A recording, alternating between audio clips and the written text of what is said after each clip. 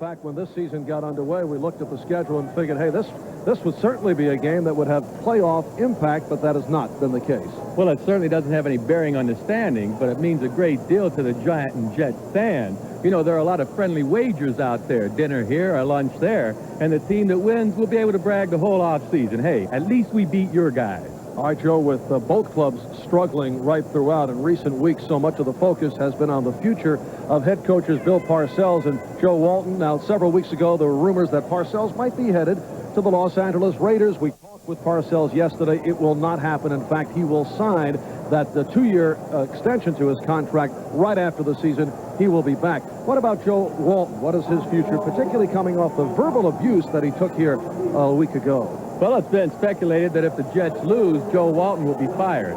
First of all, I don't think the Jets can win today. Because of injuries, they're simply outmanned. But I also believe Joe Walton will be back next year.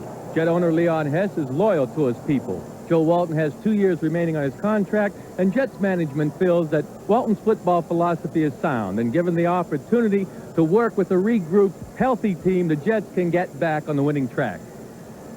And the other school of thought concerns the feeling that the Jet Ball Club is an aging team that will have too many holes to fill on the defensive and offensive line, and there have been questions about their recent success in the draft.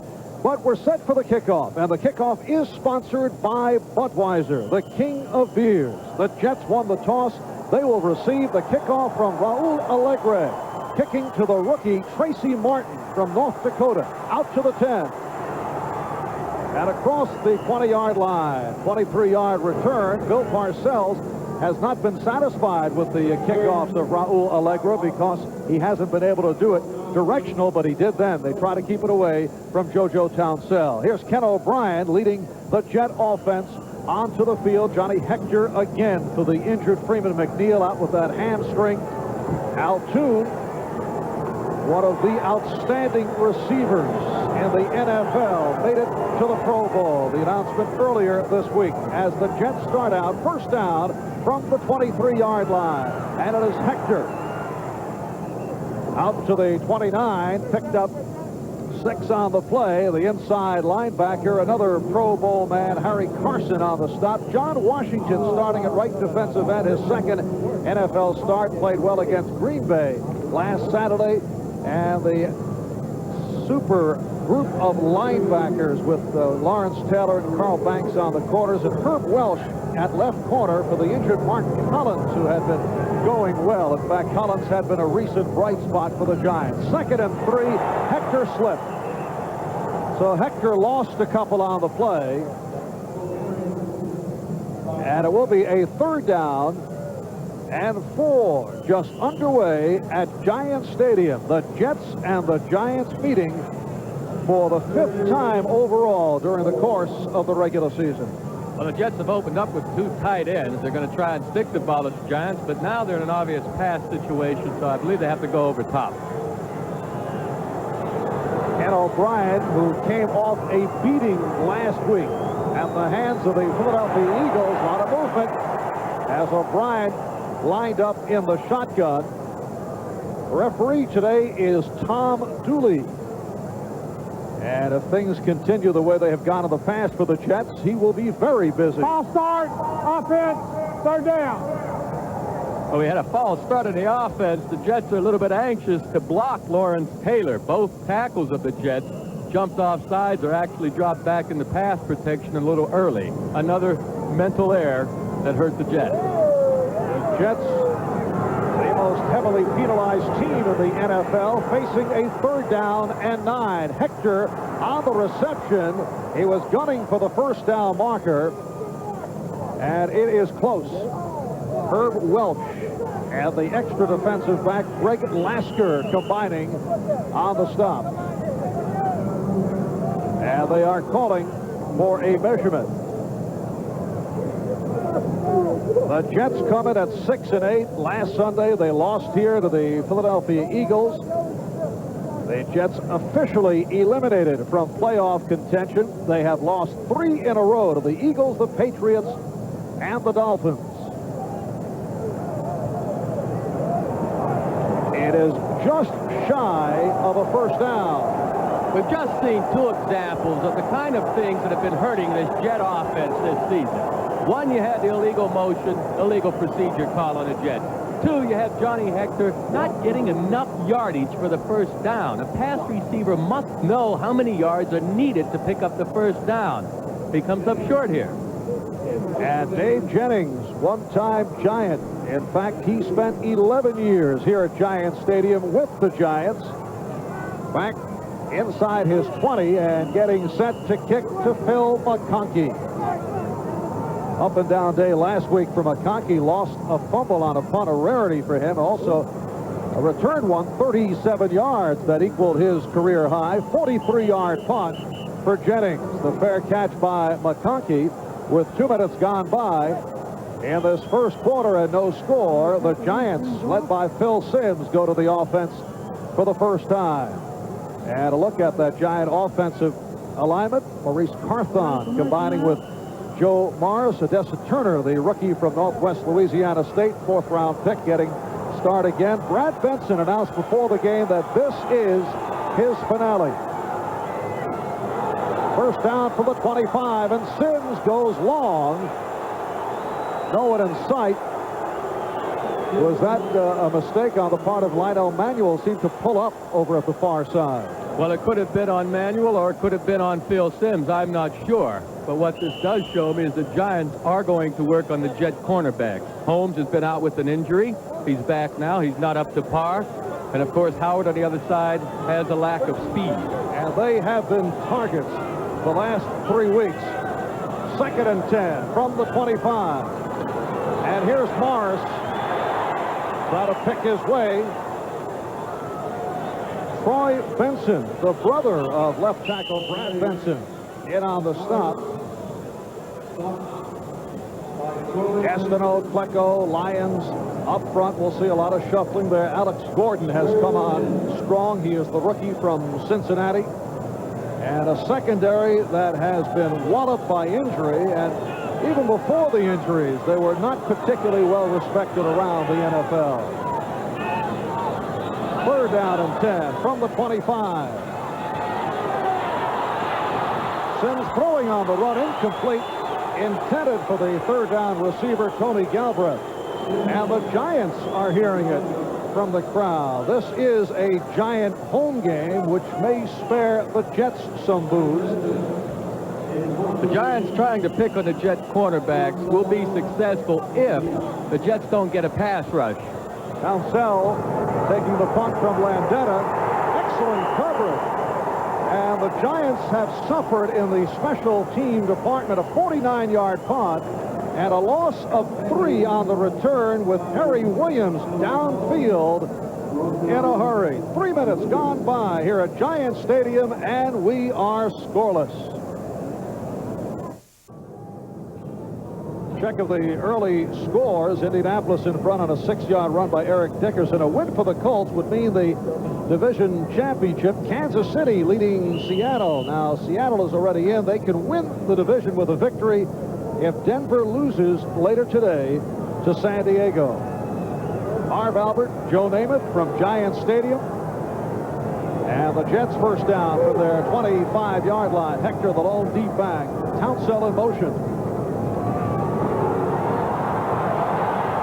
O'Brien couldn't find anyone and threw over the head of Mickey Schuler. So it will be a 2nd and 10. A good rush from the right defensive end, John Washington, 2nd-year man from Oklahoma State. Well, the defensive line puts good pressure up the middle here on O'Brien. The defensive secondary for the Giants are really doing the job because they have everyone covered downfield. Now, if the Giants can get this kind of pressure on O'Brien with just 3 men, it's going to be a long day for the Jets. Now Roger Vick in the backfield, joining Johnny Hector.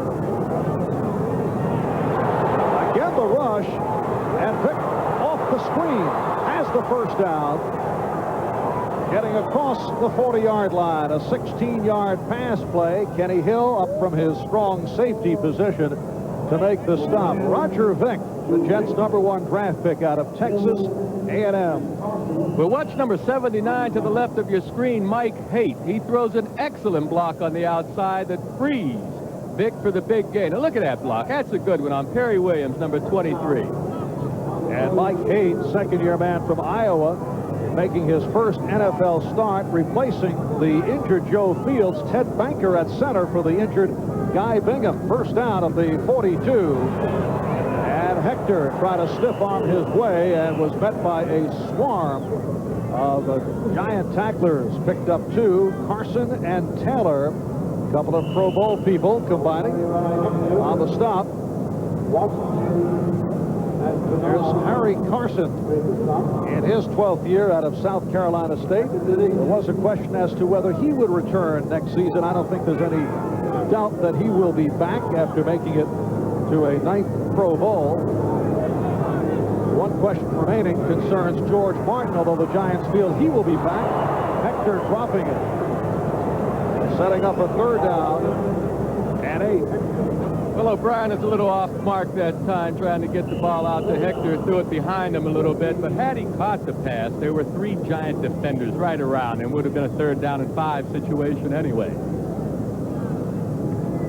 The Jets from their 44 with no score, 4.5 minutes gone by in this first quarter.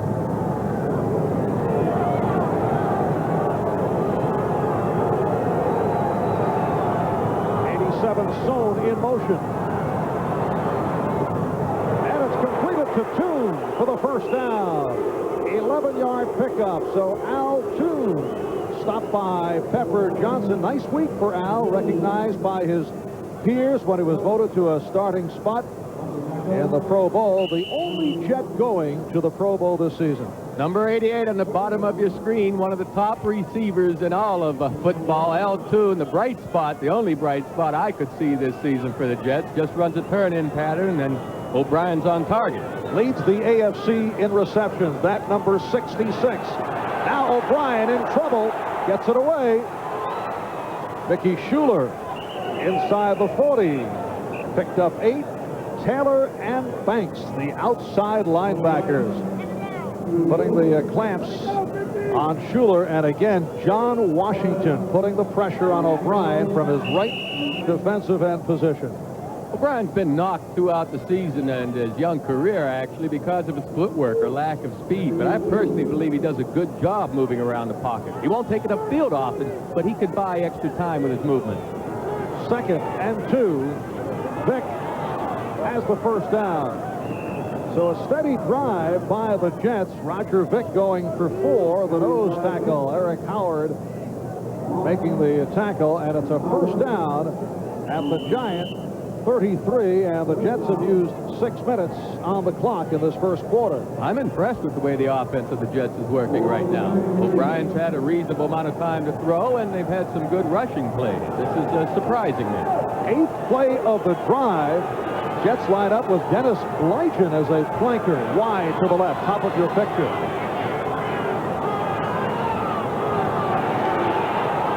It goes the other way to Soule, but he is taken out by Herb Welch, who was right on the play, picked up 5. It will be a 2nd down and 5 at the Giant 28. The Giants came with an inside blitz that time, and Soule read it as well as O'Brien, and they threw the ball over to Welch's area. Of course, he's filling in, and he's just not a first-string cover man, so we may see the Jets throwing at Herb Welch more often. O'Brien 5 for 7, 49 yards. He's doing it with short pops here in the first quarter. Now looking longer, sideline, nearly intercepted. Al Toon, the intended receiver, and Perry Williams certainly had a shot at it. Well, I'll tell you about this pass. I went on the field before the game. There is a slight wind condition, and it's coming from right to left. Now, throwing from this hash mark all the way across the field is a long throw. The ball has to be out front and has to get there a little earlier. O'Brien and the Jets were lucky that time that Williams didn't hold on to the pass. We're told it is, to be precise, a 10-mile-per-hour wind southwest. All right, 3rd down and 6 from the 28. O'Brien off the roll, couldn't find anybody. A bullet, beautiful one-handed catch by Kurt Sohn. What a catch. And as a result, the Jets with another first down. Good offensive philosophy, too, mixing in a semi-rollout with O'Brien to try and help him with the pressure. The catch will speak for itself, certainly, but here's another example of O'Brien's ability to move around. Little stick him there, Joe? I'll tell you, it was a fine catch, whether he had to stick him on or not. Jets first down at the Giant 20. Good play action. Giants went for the fake, and now O'Brien has to run it out. Giants did recover off the play action by Johnny Hector, and O'Brien could not find anyone. Yeah, that was a good call. Play action on first down.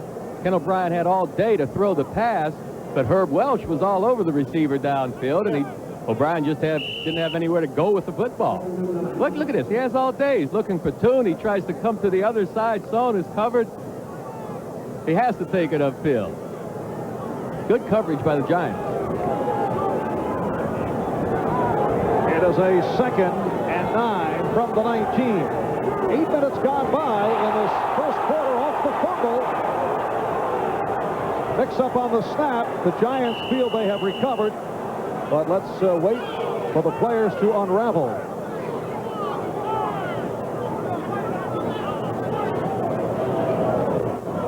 The Jets able to cover up, and they maintain possession. You know, I don't care if you're a rookie quarterback or a 10th-year quarterback.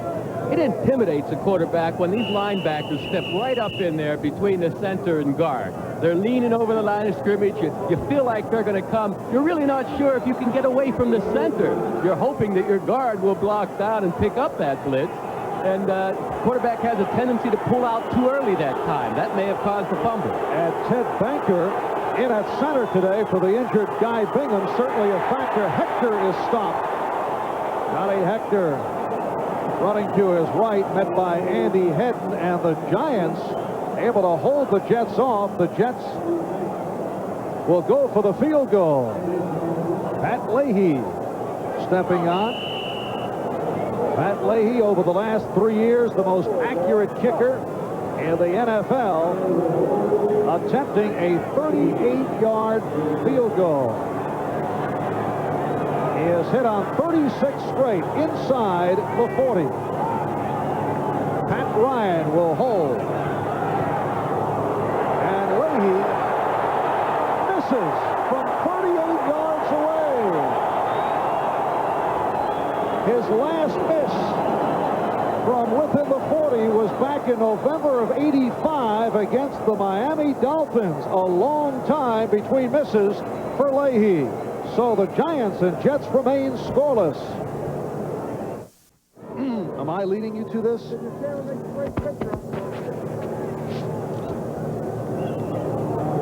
Well, the Giants will take over following the miss by Pat Leahy. So 14-play drive comes up simple.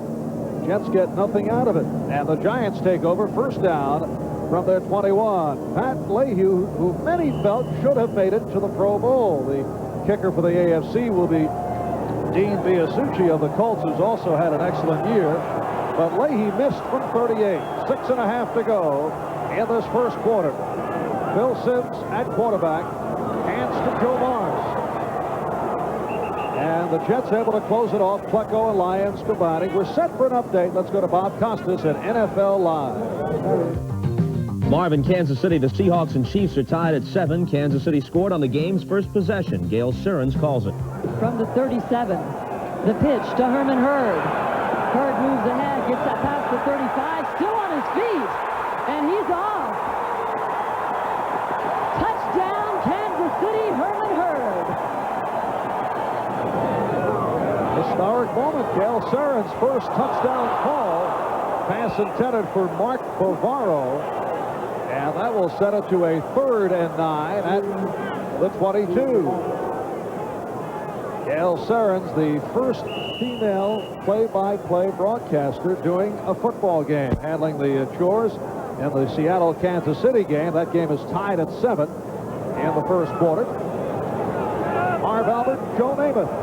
from Giant Stadium with no score. Just under 6 minutes left in this opening quarter. Phil Simms 0 for 3. And throwing up his fourth pass, incomplete. Intended for Odessa Turner. Bobby Humphrey on the coverage. Now, Phil Simms, despite having his best year statistically, and it's been a solid season, has heard it off and on from the crowd this year, particularly coming off a Super Bowl championship. Still, he's been hearing the boos, something I think you can relate to. I sure from time to time. Well, when you miss a receiver that's wide open, as he did on the Bavaro pass, you're going to hear some boos. JoJo Townsell breaking tackles, getting out to midfield. 43-yard punt and a 16-yard return by Townsell, who is the number 2 man in punt returns in the AFC. He's averaging better than 12 yards a return. There's a timeout. We'll be right back.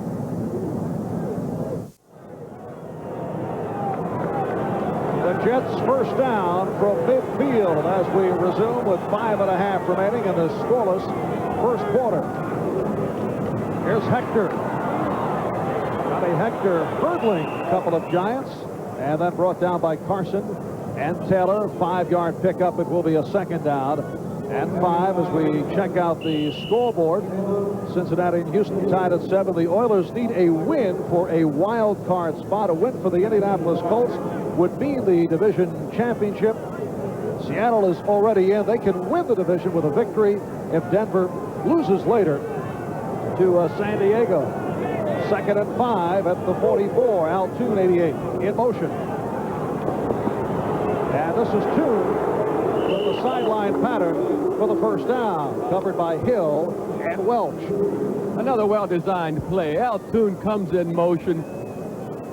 He just has a foot race with the man that's trying to cover him underneath. Little rollout action by O'Brien to give him the time, and Toon's wide open. Hill can't get up to cover Toon. The angle's not good. He's trying to play a zone defense, and there's a big hole on the outside of that zone. Ken O'Brien has been effective with the short-range game. Vick trying to pick his way. Getting to the 35, picked up 3, 2nd down and 7. John Washington made the stop on Roger Vick. Continuing with the scores, Green Bay leading New Orleans. Wow. New Orleans seeking a victory to have home field advantage in the playoffs. And Detroit and Atlanta in a meaningless matchup. 2nd down and 7. The Jets at the Giant 40-yard line. Hector running hard. Only a 3-yard gain. Pepper Johnson, the inside linebacker, who had a strong game last Saturday against Green Bay, making the tackle. Earlier, off a long Jet drive, 14 plays on the drive. The Jets came up short. Pat Leahy with a rare miss.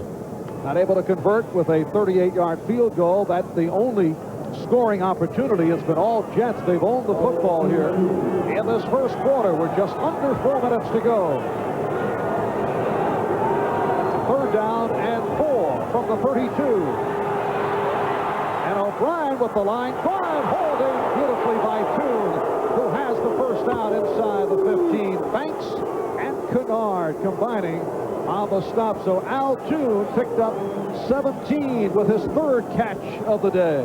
The Jets are doing a terrific job giving Ken O'Brien time to pass. Toon on the top left of your screen. He'll get up in the air after it. All 6'4" of them for the big gainer. But the important part of that play is the Jets offensive line showing that they can give Ken O'Brien time to throw. And O'Brien is 8 for 11, 79 yards. Jets go with the triple tight end setup. Schuler, Cleaver, and Griggs. First down at the 14. And Hector again running hard, breaking tackles for the touchdown. He ran right by the strong safety, Kenny Hill. I don't believe this is the same team I've seen the last few weeks play. The Jets are looking good. They've controlled this entire first quarter, running the football, passing the ball. Here, Hector makes a cut up the middle, then breaks to the outside nicely and just flat runs away from Hill, gives him a little stiff arm, says, "Get out of my way, fella. I'm getting in that end zone." And Johnny Hector has just tied Emerson Boozer for the Jet Club record, most rushing touchdowns in a season. He has 11. He's also tied for the lead in the NFL as Leahy put it through.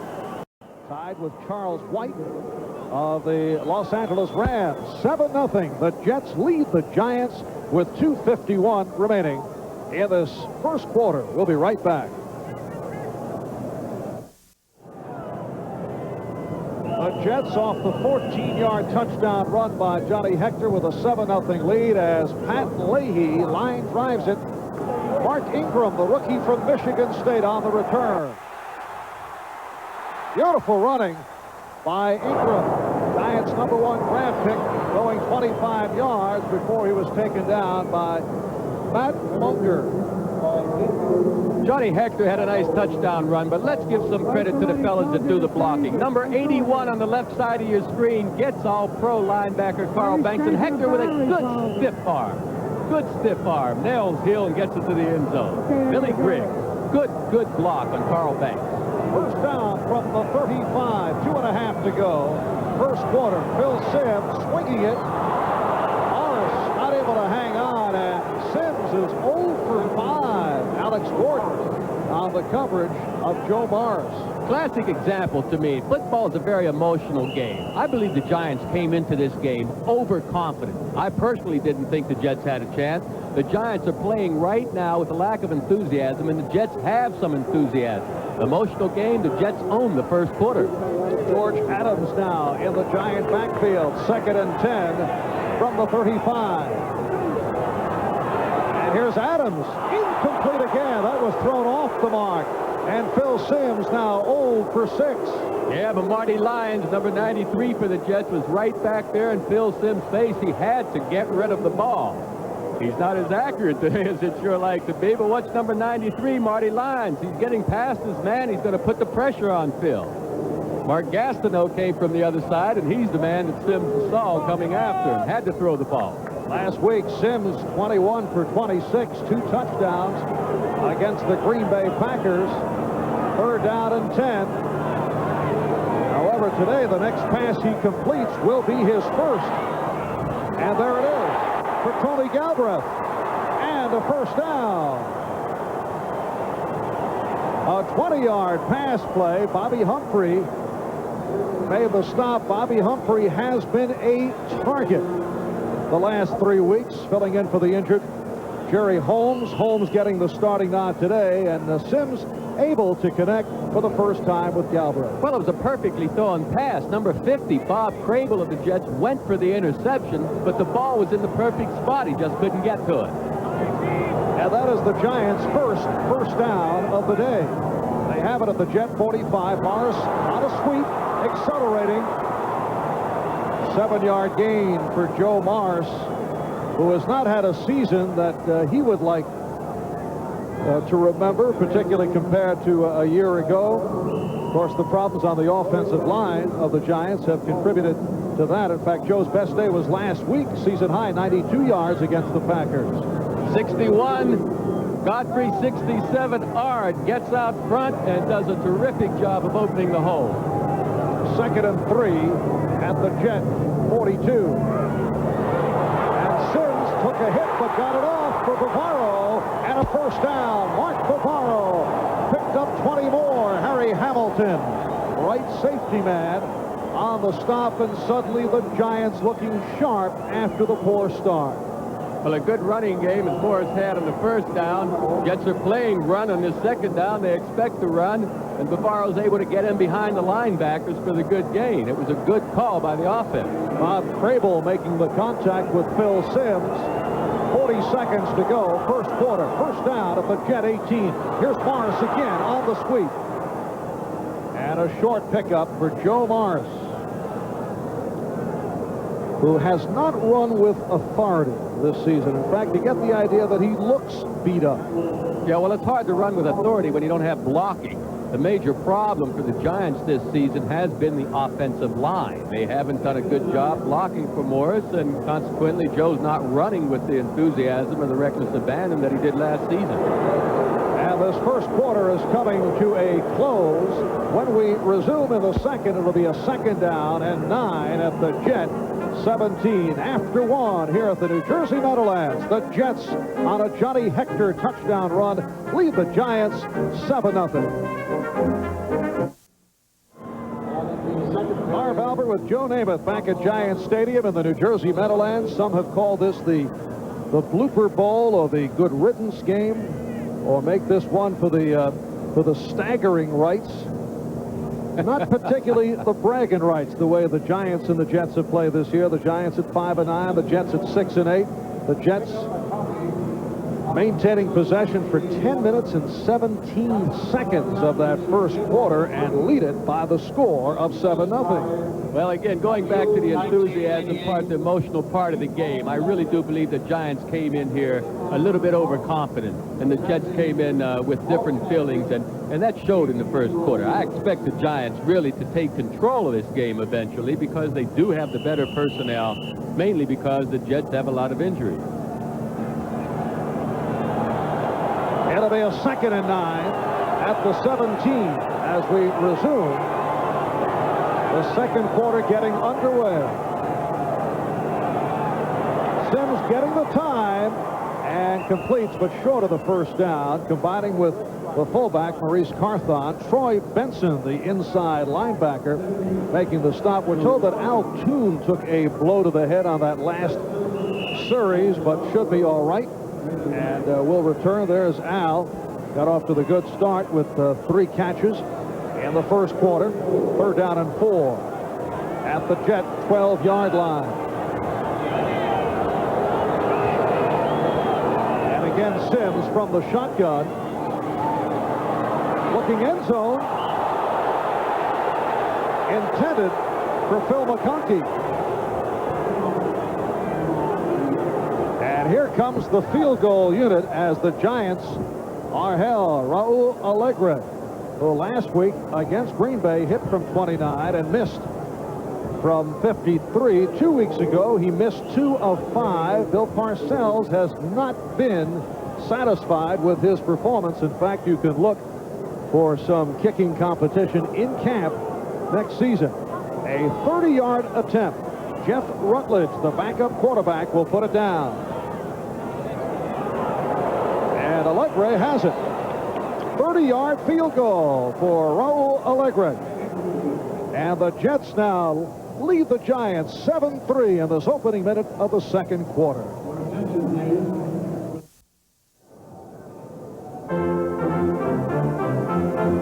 Today's game is brought to you by Dodge. For the ride of your life, it's gotta be a Dodge.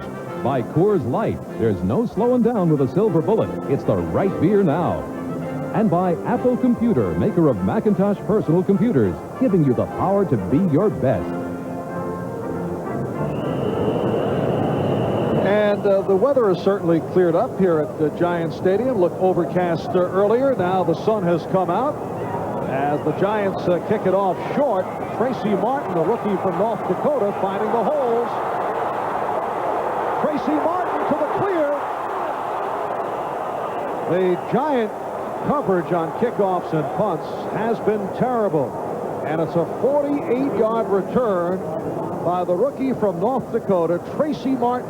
Well, the guys that has to do a good job on special teams are the people, the linebackers, the running backs, the wide receivers, and the Giants haven't been getting good play from their special teams. Now, this is good blocking by the Jets special team. I'm surprised, though, that I didn't see a burst of speed by Martin. He never went into another gear. It looked like the same steady speed. Maybe he doesn't have another gear. I was going to point that out. The ball was tipped, intended for Hector. John Washington, the right defensive end, got a piece of it. Talking about the overall look of the Giant ball club yesterday with Bill Parcells, you get the idea that he is particularly dissatisfied with his backup linebackers because he feels he needs more from them on the special teams, and that's not where he's getting it. Exactly, as well as the wide receivers and the running backs. And you have Otis Anderson and Gail Breth. You know, they're not going to play special teams, so they need to get those special teams together for next season. 2nd down and 10 at the Giant 41. Al Hector with a hole. Reaches out for 5 yards on the play. It'll be a 3rd and 5. We are early second quarter. The Jets lead the Giants by the score of 7-3. Cincinnati and Houston remain tied. Indianapolis in need of a victory to win the AFC East, moving in front of Tampa Bay. And Kansas City opening up on Seattle. Seattle is already in, at least as a wild card. They need a victory to win the division. Green Bay in front of New Orleans, 14-9. 3rd down and 5 as O'Brien lobs one. And it is completed to Kurt Sohn. A 26-yard pass play. Sohn beating the left cornerback Herb Welch. A beautiful adjustment by Kurt Sohn. O'Brien senses the blitz. Here you see Sohn just running his regular street pattern. Well, watch how he turns his body back to the outside and makes the difficult catch. Fine catch by Sohn. Herb Welch filling in for Mark Collins, who hurt his back. Collins had been playing well. Welch is making the move from strong safety. O'Brien is 9 for 13, 106 yards off to the good start, and he has a 1st and goal at the 9. I believe they're going to look upstairs and see if his feet were in bounds, if he had possession of the ball, talking about the Kurt Sohn catch. Here we get another look at it. After review by the replay official, the play will stand as called first down. Well, that settles that. Yes. And so far, I've noted the special teams play has been good. Each team has had good field position because of kickoff returns. Instant replay official today is Cal Lepore. They didn't waste any time. 1st and goal at the 9. 89 Cleaver in motion. It's to the ground, and Hector stopped. Picked up 3 down to the 6. 2nd and goal from the 6-yard line. Perry Williams and Kenny Hill combining on the stop of Johnny Hector. Jets on a 14-yard run by Johnny Hector after that 14-play drive, while the Giants with a 29-yard field goal by Raul Alegre. 2nd and goal from the 6. And here's Hector trying to cut back in. And was able to move inside the 5, picked up 2 more. Pepper Johnson, the inside linebacker, combining with nose tackle Eric Howard on the tackle. That was a fine tackle by Pepper Johnson. Johnny Hector made a good cut upfield. You'd think they'd have a chance to break the tackle by Pepper Johnson, but Pepper's so strong on that inside. He's a husky guy. He was able to bring him down. Could be the future defensive leader of the Giants. Former defensive captain at Ohio State. 3rd and goal from the 4, intended for Dennis Blygen.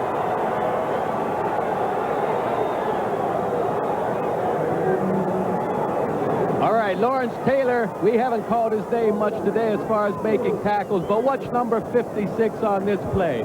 He'll get in there just a bit late, but he'll knock Ken O'Brien down, and throughout the course of the game, a quarterback's going to get weaker and weaker getting knocked down. That could have been and should have been a touchdown. That's one of the rare misses you'll see Ken O'Brien have in a wide-open receiver. So a 22-yard attempt for Pat Leahy, who earlier missed from 38. And it is a fake as Ryan throws incomplete. The pass intended for Billy Gray. So Joe Walton and the Jets in a gamble. The holder, Pat Ryan, attempting to fool the Giants, went for the tight end, Billy Griggs. Hey, it opened up the way they drew it up. The receiver was open. Ryan made a good pass. Now, the defenders recovered fairly well, but watch where the ball goes. Right through Griggs' hands. It should be a touchdown. A timeout called with 3 minutes gone by. 2nd quarter. There's Pat Ryan, a man who had not thrown a pass since the replacement game against the Miami Dolphins earlier in the season. Pat Ryan had an excellent game against the Dolphins, but that, of course, during the strike. So the fake field goal attempt failed, and the Giants take over. Big hole for Joe Morris. 23-yard gain. Morris running well here in the first half.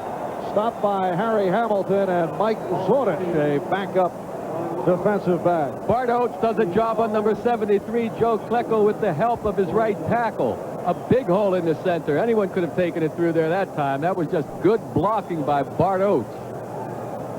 Giants first down from their 28. The Jets 7, the Giants 3. 4 minutes gone by, second quarter. Bavaro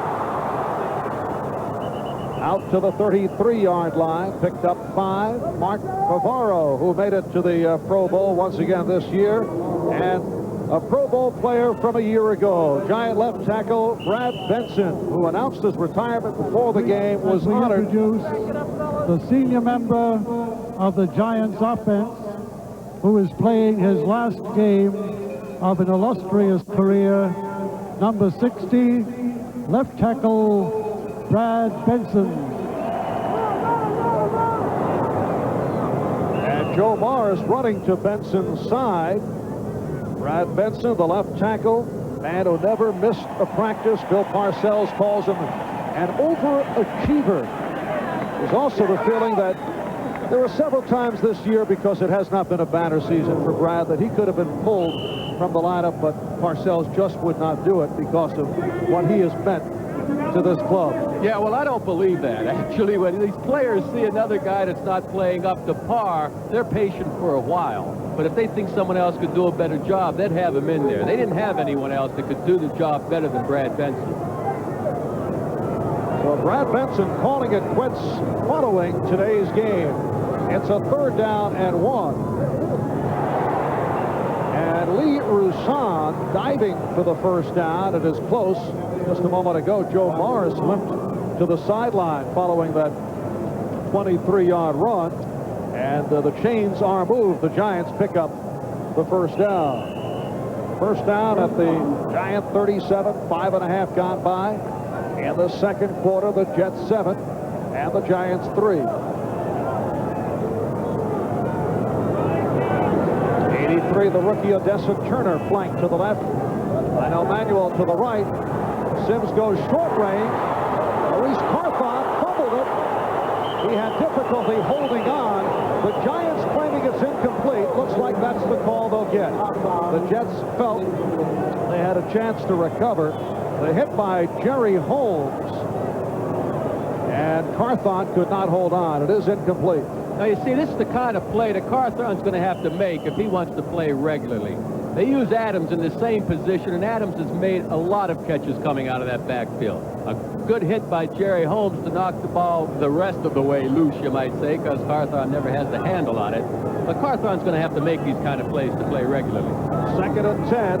Sims is 4 for 12 for only 50 yards. And certainly getting the time, but couldn't find anyone.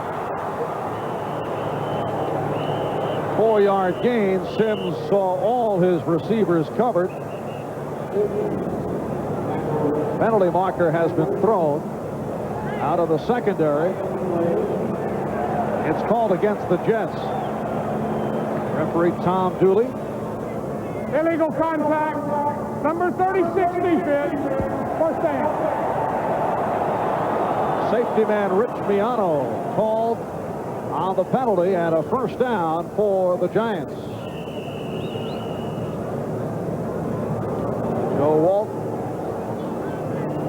5-season record in December is 4-11, and certainly the penalties have not helped the cause. It has been a familiar scenario in recent years. The Jets have run out of gas and healthy bodies in the month of December. Nice catch by Roussan, and he's close to that first down marker.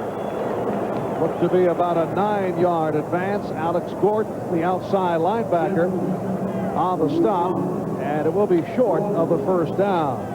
Look at that record in the month of December. 4 up and 11 down, and under Joe Walton, that one playoff victory came with a wild card last year against the Kansas City Chiefs. 2nd down and 1. 8 minutes remaining in the first half. And Sims going long. It is broken up. Good play by Holmes, keeping it away from Manuel. Excellent excellent play by Holmes. They're testing him. The Giants don't think that he's quite ready to play, but he's showing that he is. Back from injured ribs. In fact, there have been 4 different starters at left cornerback because of injuries. Boy, that was a great play. Holmes, without fouling the receiver, that was a tremendous play. Harry Holmes, in his 6th year out of West Virginia, spent some time with the USFL and then came back to the Jets. So a 3rd down and 1.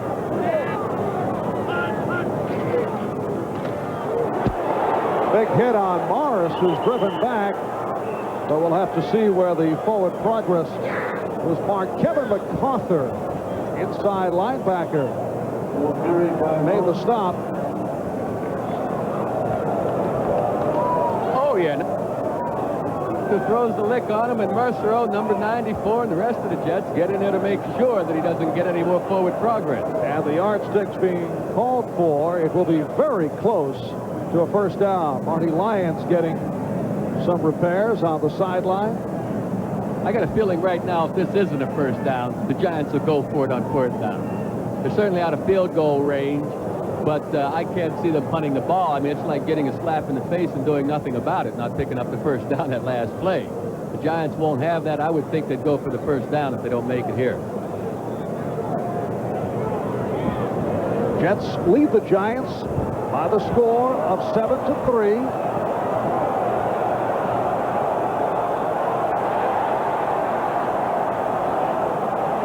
And it is short of the 1st down. And here's the decision from Bill Parcells. I don't believe it. I do not believe it, and a whole lot of other people here don't believe it. Sean Landetta and the punting unit coming on. They're lined up for the fake. So at first, he gave the look of punt formation. Jeff Rutledge at quarterback, and Landetta is flanking out to the right side. The Giants go for it. And they get the 1st down. That Bill Parcells is a foxy guy. He's certainly full B that time. They put Jeff Rutledge in the game.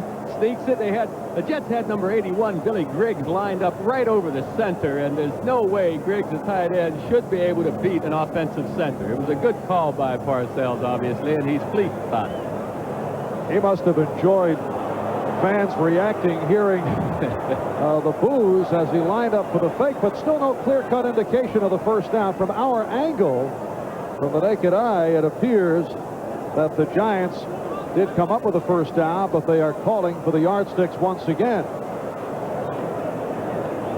So the punter, Sean Landetta, moving out to the flanker position on the right side as Jeff Rutledge took over at quarterback.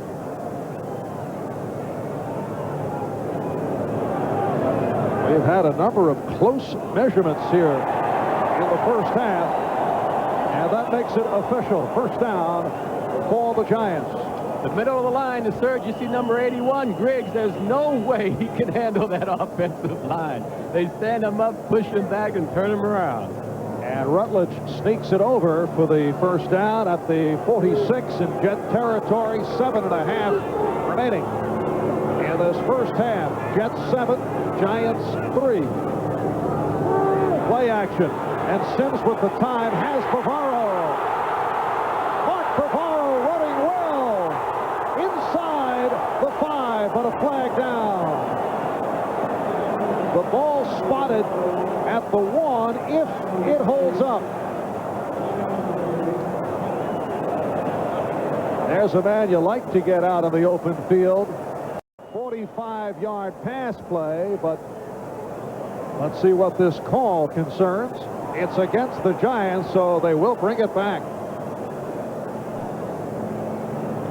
Parcells a little upset with that call. Illegal use of the hand, an illegal block, number 83 offense, 1st down. The call against the rookie receiver, Odessa Turner, making his 2nd NFL start. He started last week against Green Bay. There he is, out of Northwest Louisiana State, a very big receiver at 6'3", 205 pounds. He played defense in college last year. In fact, at times, coaches say he's still running around.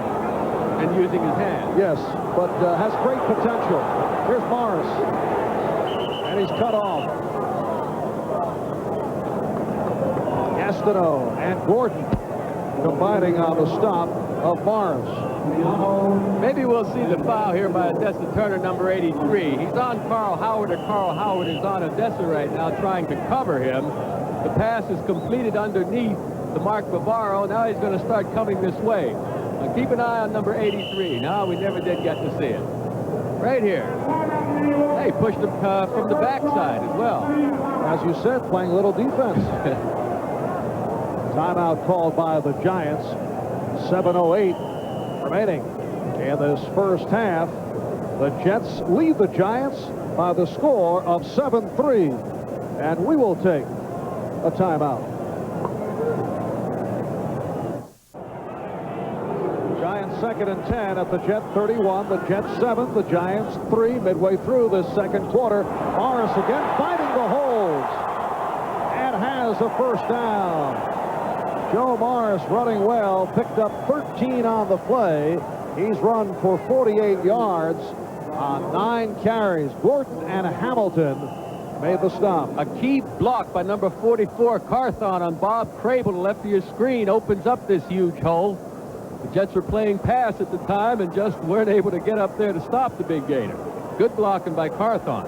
And a first down at the 17. Morris again running hard. 12 more for Joe Morris, and another Giant first down. Hamilton on the tackle. Once again, a huge hole in the offensive line. Bart Oates handling Joe Klecko alone by himself this time, and he's very successful at it. And a first and goal from the 6-yard line. Carthon lined up in front of Morris, and it's Morris. So Joe Morris running toward the goal line. Stopped by Marty Lyons. It will be a 2nd and goal. Joe Morris last season set a team rushing record, 1,516 yards, scored 14 touchdowns despite missing training camp. Remember, he was a holdout a year ago. This year, only 3 touchdowns. He's averaged about 3 yards a carry. The ball is at the 2 now for the 2nd and goal. Sims throwing, intended for Bavaro, and pass interference the call against Troy Benson, the inside linebacker.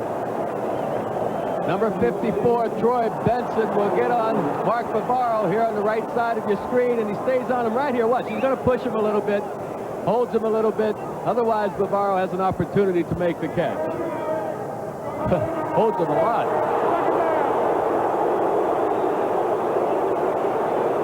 Well, I don't believe it. Well, they call it the other way. Bavaro called for offensive pass interference. First start, team timeout. I don't believe that. There's a smile on Bavaro's face. I don't think he believes it.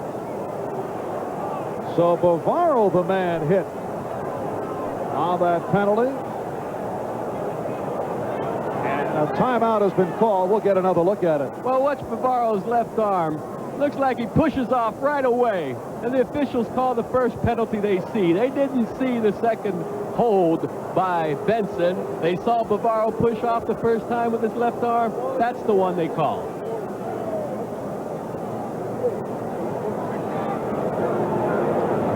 It will be a 2nd and goal. The ball now out of the 12-yard line. A reminder to our viewers, we'll be selecting the Budweiser Most Valuable Player for today's game at the conclusion of the game.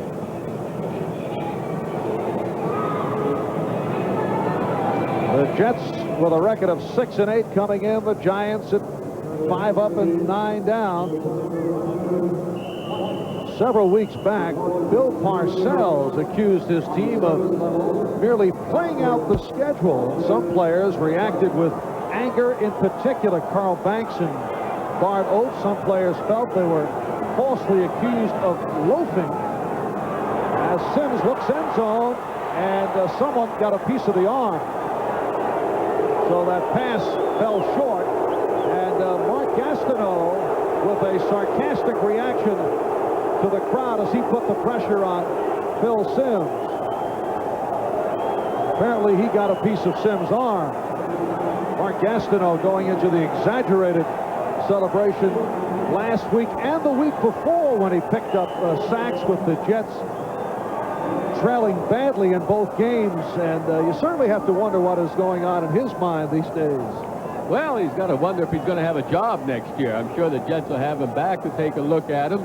I don't know his contractual obligations, but I know he has a high salary, and because of the way he's performed this season, I'm not sure any other team would want to take a look at Mark. Timeout has been called. We're going to check in with Bob Costas in our Manhattan studio. Marv, the Chiefs are at it again. They had a 3-point lead after a Seattle touchdown, but Paul Palmer brings the ensuing kickoff back 92 yards for a score. Second time he's done that this year. Immediately thereafter, Norm Johnson booted one for the Seahawks, so they're back within 7 at 24-17. Thank you, Bob. Marv Albert, Joe Namath from Giants Stadium with 5:13 left in this first half. There's Jeff Rutledge warming up just in case. There was the thought that Phil Sims might have been shaken up on that last play, but Phil will hang in. Well, what happens is the quarterback's left leg, when you're right-handed, is close to the defense. That last play, Klecko from the ground was able to roll into Sims' left leg and irritated that knee a little bit. That's a very vulnerable spot, and that's what happened to Phil Sims. It is a 3rd and goal from the 12. McConkey in motion. Sims throwing end zone. Touchdown. Mark Bavaro was just within that end line and catches his 8th touchdown of the season.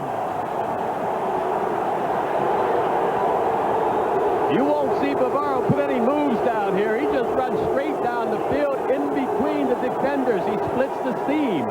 And Sims is right there with the pass. Not a fancy pass route, but right there, just a straightaway shot. The Giants take a 9-7 lead, and here is Raul Alegre attempting the extra point. 5:09 remaining in the first half, and what has developed as a good one.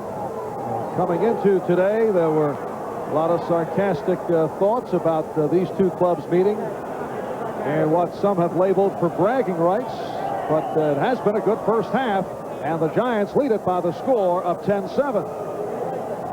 Passes right at us. Bavaro makes up for the one that got called back. You know, I am a little surprised that the Jets are playing as well as they are. Here's another angle of the touchdown catch. They have both feet inbounds. Oh, yeah, plenty of room. And a haunting chant directed at Mark Gastineau.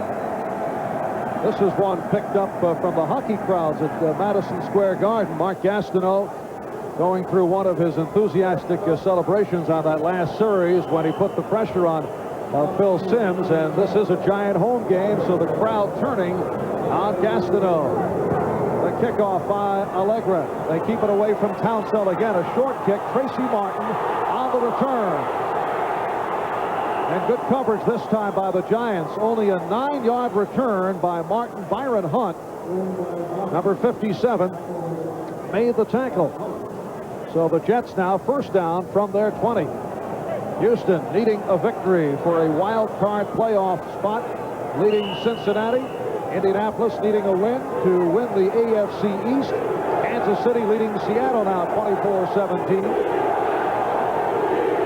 Chant of defense from the crowd with 5 minutes to go in this first half. And the Giants in front of the Jets 10-7. Here's Roger Vick.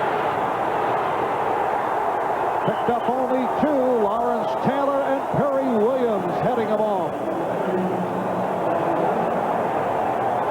And we have a preliminary bout with Ted Banker the Jet center involved with one of the Giant players. Banker filling in for the injured guy, Bingham, who has a neck problem. Mike Pate making his first NFL start. He is at left guard because of the injury suffered by Joe Field. And a penalty being assessed on the Giants. It is a personal foul called on Carl Banks. Number 58, Banks throwing Schuller down and Schuller grabbing Carl Banks. Now, no defensive player likes to get home. Oh, no, that was cold-blooded. And then Banker, on the follow-up, came to the rescue. A quick right-hand slap from Carl Banks. Yeah, that was a steal shot. You know, like the guys have settled down and all, and then he comes in and steals on him with the right. That wasn't nice at all. First down at the 37. O'Brien with the time, dumps it off to Hector. Good running by Johnny Hector for the first down. Harry Carson on the tackle. O'Brien could not find anyone, and then able to complete the shovel pass. Excellent pass protection by the Jets. They had to cross the Giants up again, going from a drop-back pass on first down. The Giants were expecting to run. There's just some excellent pass protection. See, Lawrence Taylor, number 56, wants to get into a boxing match rather than rush the passer. Rocky Cleaver, number 89, did a good job on Taylor. Hector off the swing, slipped. So the short advance for Hector. 3:40 to go in this first half. Marv Albert with Joe Namath from Giants Stadium. Giants 10 and the Jets 7.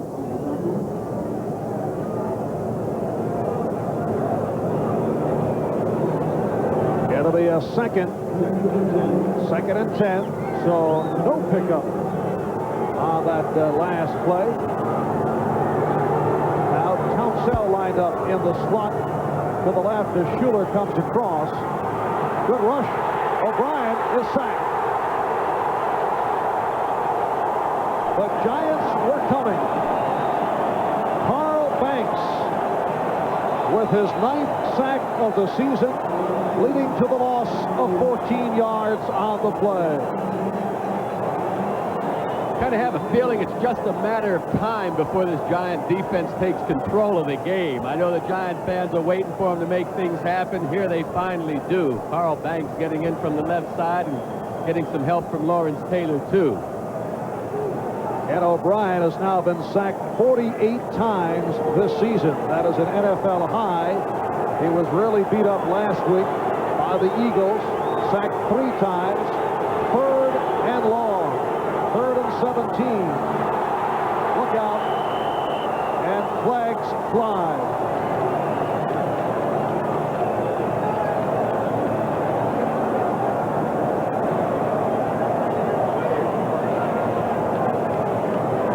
Referee Tom Dooley making certain. False start. Offense. 3rd down. Right tackle Reggie McElroy appears to be the man.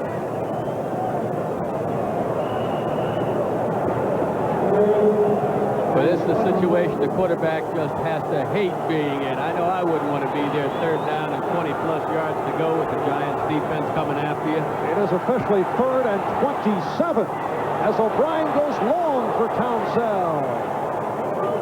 Covered by the right corner, Perry Williams. And the punting unit will come on.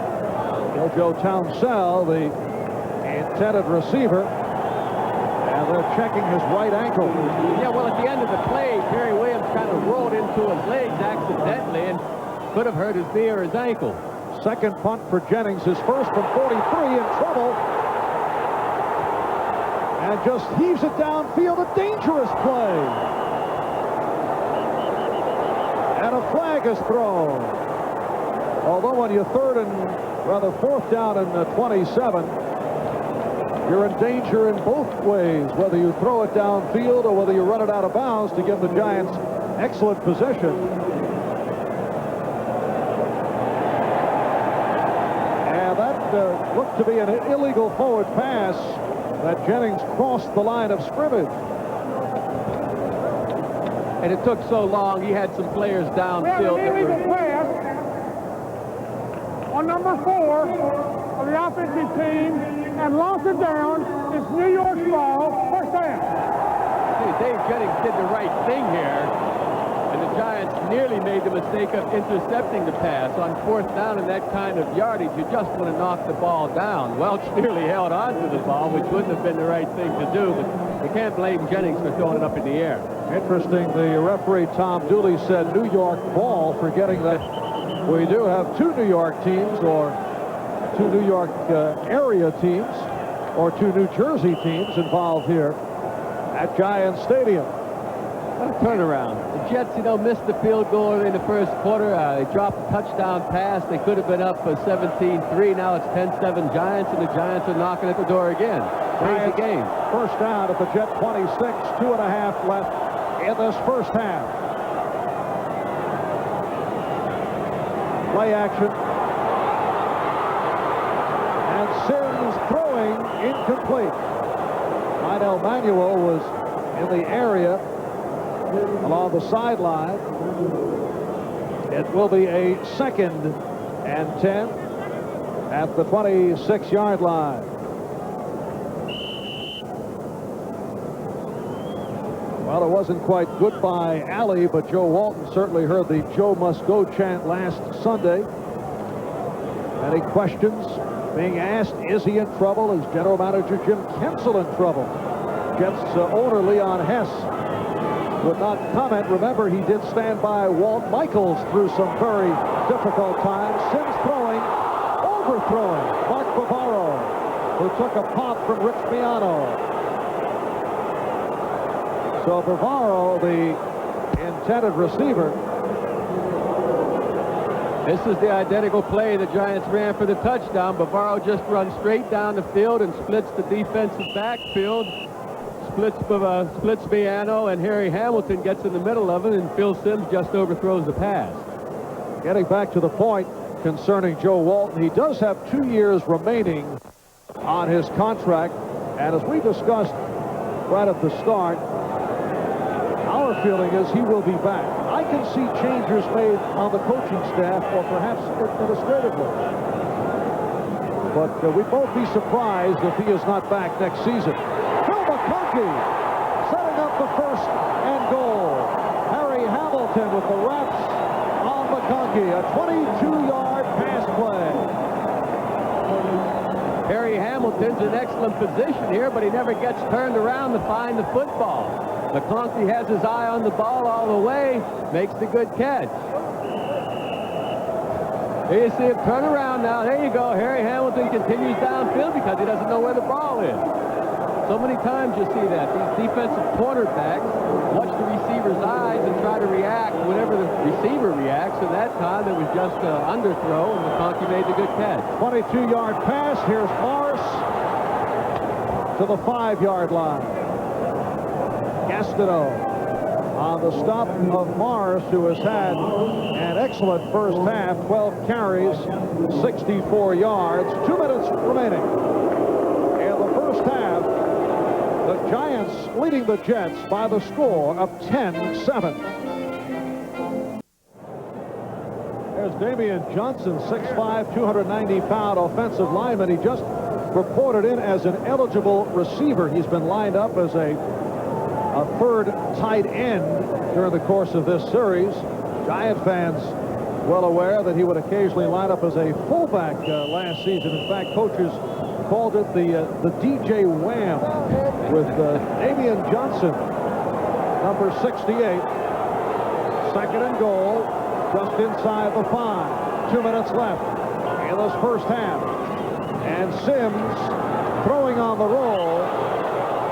Bavaro, the intended receiver, but well covered, so he threw it away. Good move by Phil Simms. The Jets knew what was coming that time. They had 3 defenders out there. Rather than risk an interception or the loss, Phil Simms just throws the ball up into the stands.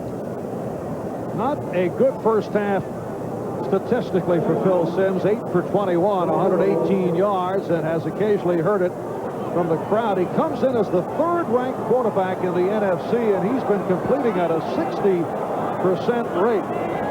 3rd and goal from inside the 5. Again the time, and he felt that Lino Manuel was covered, so he threw it over his head. You know, he was looking for that receiver all the way from the snap of the ball. It didn't look like Sims shopped around for anyone. He certainly had some time back there. But to me, it appeared he just made his mind up to go to one receiver. He was covered, so he threw the ball away. And here's Raul Alegre, who earlier hit from 29 yards away. This from 22. It is no good. So both Alegre and Leahy have had their difficulties. Leahy earlier missed from 38, and we have had some adventurous moments in field goal situations and from punt formation. Well, he pulls the kick to the left. I don't know. Let's keep an eye on the hold and see if he has the ball straight. It looks like a pretty good hold to me. He just hooks the ball. Would have been out of bounds if we were playing golf. Yeah. Someone should whisper that to Raul. I know he'd take that real well at this time. Raul Alegre, who has been disappointing. He is now 16 for 25 on the season. In his 5th year out of the University of Texas. First down at the 20. Jets take over. Hector off the swing. And he is ridden out, picked up 4, and a flag thrown. May have been a late hit. Things getting a little testy, and again, Carl Banks in the animated discussion. Banks earlier with the head slap on tight end Mickey Schuler.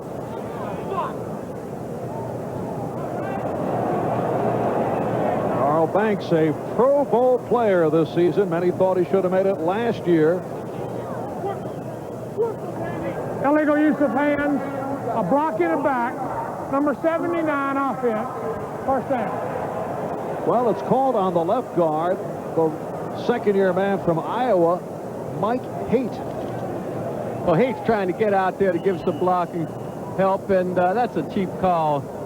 Well, I should take that back. He did get it from behind a little bit, you know. It really didn't look like it hurt the play at all.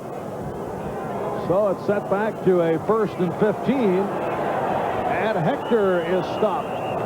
Harry Carson, the inside linebacker. And the wraps around. Just under a minute and a half to go. Clock running. As we approach halftime, the Giants with a 10-7 lead on the Jets. O'Brien took a deep drop and then was almost intercepted. Pepper Johnson had a shot at it. Kurt Sohn, the intended receiver. Now, I'm a little bit surprised, first, that Pepper Johnson dropped that ball. Secondly, that the Jets went to a hurry-up offense here from this far in their own territory. He has an open receiver, but he doesn't get the ball over Pepper Johnson, who's able to leap up there about 10 feet in the air. Would have been a very difficult pass to fit in there. But I'm surprised that the Jets went to the line of scrimmage in a hurry-up fashion to try and get the ball going. You know, they're only on the 17-yard line here. Sohn to the right. Town cell bottom of your picture to the left. And they go to Hector. For Zippo. And a timeout called by the Giants, who will get the ball back. Dave Jennings will check in, and we'll take a timeout. Back after these messages. Minute 9 remaining. In this first half, the Giants just called timeout. They lead the Jets 10-7. And the Jets dropping back into punt formation. On this 4th down play, Bill Parcells, who last year at this time was called the ultimate player's coach. But when you're 5-9, there are other labels. And now the question has been asked, does he have a communications problem with his club? Strange how communications problems can emerge where a team does not win. Jennings had an interesting adventure last time he dropped back to punt. Big rush by the Giants. try to pass the ball, and as a result called for penalties. He moved past the line of scrimmage. Another good rush. Jennings able to get it off. And here's Phil McConkey on the return. And superb coverage by the Jets. So their special teams continue to excel. A 44-yard punt and a 2-yard return. Rich Miano made the tackle on McConkey, along with Marion Barber. Giants have it now with 59 seconds left in the half, and they start out from their 40-yard line. That was a clutch punt by Dave Jennings that time. Excellent hang time, allowed the defenders to get down to the jet coverage people for a minimal return. Turner, top of your screen, flank left. Manuel to the right. And Sims has Bavaro for a first down. Bavaro always difficult to haul down. Rich Miano did it with some help. The Giants in the hurry up. First down at the 36, 23-yard pass play. Looking to get within field goal range, or perhaps go for the 6. This is a short-range pass for Galbraith. And another Giant first down. Clock is running. 25 seconds to go. The Giants do not have any timeouts remaining. See the clock running down. And now the Jets go offside. And that stops the clock. Well, Phil Sims would have stopped the clock anyway that time by throwing the ball into the ground or throwing it away. Joe Klecko has had a very rough time as of late. He was one of a couple of Jets to jump.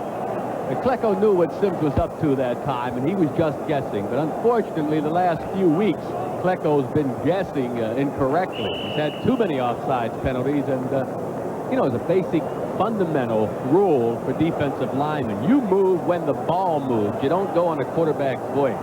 Klecko's been breaking that rule too often. 1st and 5 at the 16. 16 seconds left as Sims goes for the end zone. Intended for Odessa Turner. And the clock stopped with 13 seconds remaining.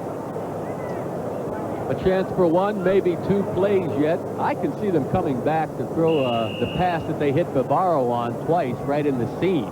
They hit him here just a minute ago for the big gainer. The Jets haven't stopped that pass yet, so I can see Sims possibly coming back trying to hit that seam here. Jet problems continue in the first half, although thus far trailing only 10-7. Sims throwing end zone. He has Turner for the touchdown. Bobby Humphrey was turned around. Odessa Turner with his first NFL touchdown.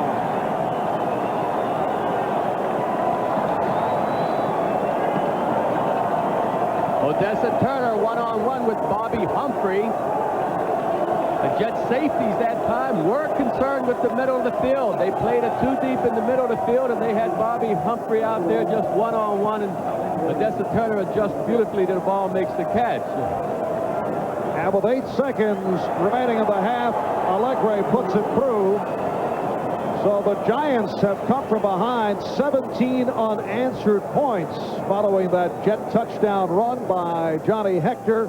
And the Giants now lead at 17-7. Left side of your screen, one-on-one. Humphrey can't find the ball, and Odessa Turner just reacts to it beautifully.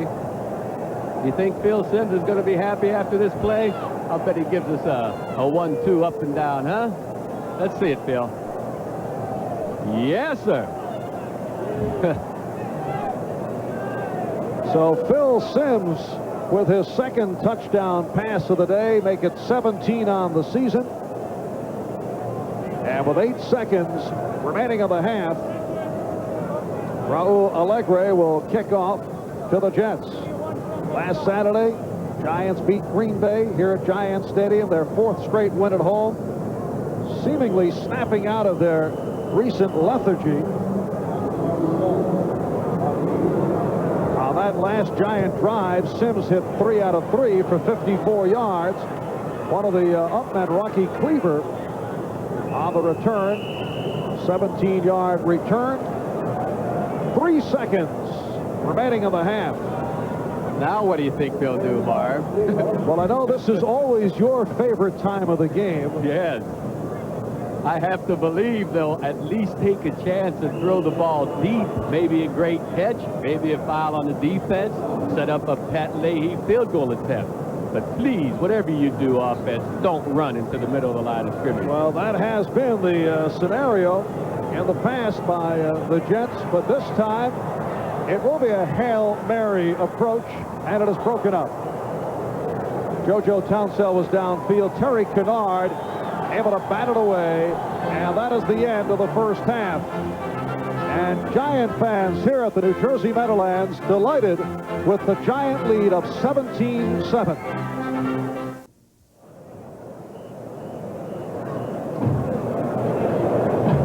Phil Simms leading that late Giant drive here in the second quarter. Halftime, the Giants with a 17-7 lead on the Jets.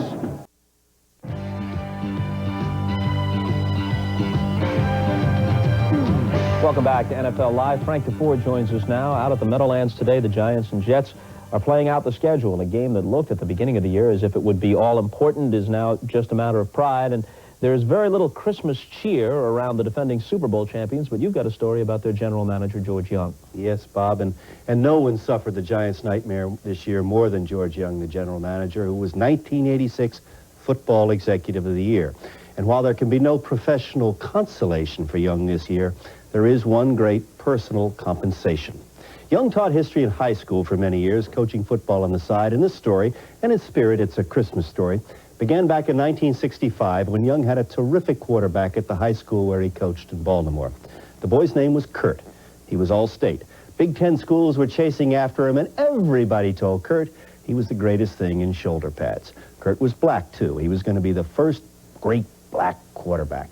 And so one day, Kurt went to see Coach Young to discuss which big-time, Big Teal football school he should sign with. And he was shocked to hear the coach tell him, "Son, you're not that good." Not really. You're just a fine high school quarterback. Everybody else told Kurt he was the next Unitas. But the supreme irony was that only his coach, only George Young, said, just get the best education, maybe play a little football for fun. And so Kurt screwed his head back on and elected to go to Yale.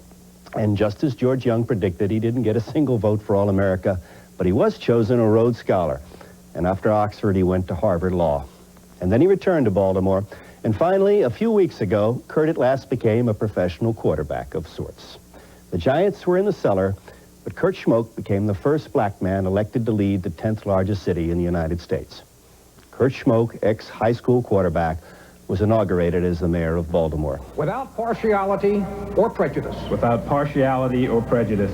Execute the office. Execute the office. Of mayor of the city of Baltimore. Of mayor of the city of Baltimore. According to the Constitution and laws of this state. According to the Constitution and laws of this state. Congratulations, Mr. Mayor. Thank you. Well, you'd have to say that George Young failed as a general manager this year, but 1987 was an even finer victory for his judgment. George Young is an interesting individual. As you say, he has a varied background, something of a Renaissance man, very well-read individual, can quote from the classics. Not the sort of person you usually find around the sports scene. Now, he told me one time, as a matter of fact, that if you woke him up in the middle of the night and asked him who he was, he'd say, "I'm a high school teacher."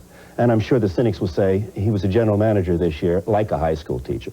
But I have a hunch the Giants will be back next year. I think this was something of an aberration. Let's make another point, and that's about how difficult it appears to be in all sports these days at the professional level, and equally true in football, to repeat. This will be the 9th straight year that we did not have a repeater, because, of course, the Giants can't. Baseball is even more extreme. 10 different teams have won in the last 10 seasons, the World Series, and the most before ever was 5. So it's really an extraordinary situation. Although the Cardinals, if they had won a couple of 7th games, could have been 3-time champions between 82 and 87. They've been there 3 times. They've been there, but it's that old thing, if a frog could fly if it didn't bump its rear end on the ground, Bob. I say that often myself. Merry Christmas. Thank you. All right, we'll be back as NFL Live halftime activities continue. Please stay with us.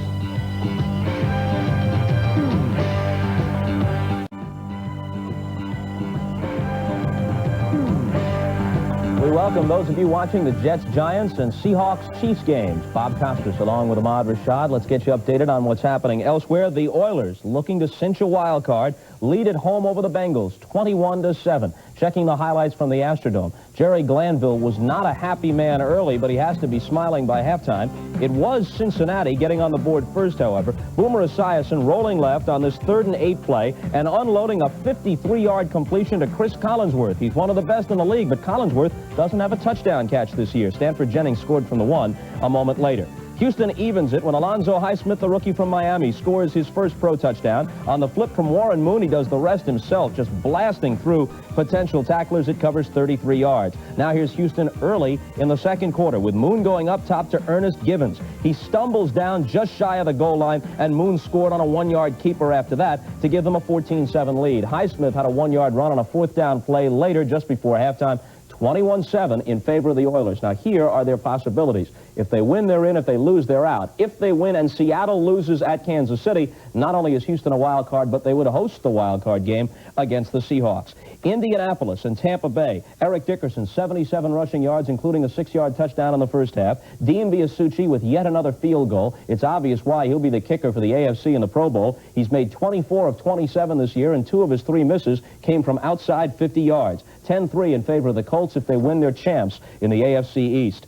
A surprising score, except when you consider the fact that the Chiefs have won 5 straight games at home against Seattle. The Seahawks always have trouble there, and Kansas City, in a wild affair, leads 27-20 at halftime in Arrowhead Stadium. One note for the Seahawks before we take a look at the highlights. Charlie Joyner's record has been eclipsed by Steve Largent. Largent caught 5 passes in the first half. He now has 751 lifetime, and of course the total is still building. He is the #1 receiver all time. There is Largent along the sideline. He also had a touchdown reception in this first half, which was, as I said, a wide open affair. Here's Herman Hurd taking the pitch out, looks to be stopped, but he breaks it out to the left for a 37-yard touchdown on the game's first possession. So it was 7-0 Kansas City. That lasted only until Seattle got the ball. Dave Craig takes them right down the field, and from the 15, he hits Largent to tie it at 7.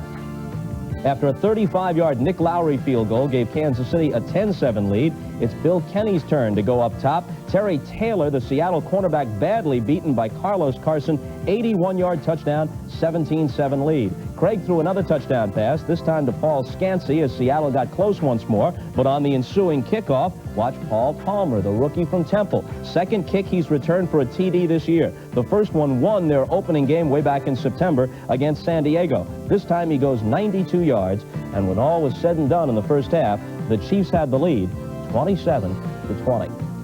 Ahmad, I know as a former wide receiver, you truly appreciate the work of Steve Largent. He's just the best. I'm telling you, for all you kids out there that want to be wide receivers in the National Football League, take a lesson from watching Steve Largent. Here's a guy who is not the most gifted athlete on the football field, but the way he made his career was by learning how to read defenses and run pass routes, and he does that better than anybody maybe that's ever played the game. There's another story in Kansas City, and that's the debut of the first female play-by-play announcer in NFL history. Gail Sirens is working the game for NBC. Now, we know those of you who are seeing the Seahawks-Chiefs game have heard these calls during the first half, but for the benefit of those elsewhere, let's take a quick listen to some of the work of Gail Sirens today at Arrowhead Stadium. From the 37, the pitch to Herman Hurd. Hurd moves ahead, gets that pass to 35, still on his feet, and he's off. Touchdown, Kansas City, Herman Hurd. Norm Johnson has the kick at arm for Seattle. Palmer fields it inside the 10, up past the 20.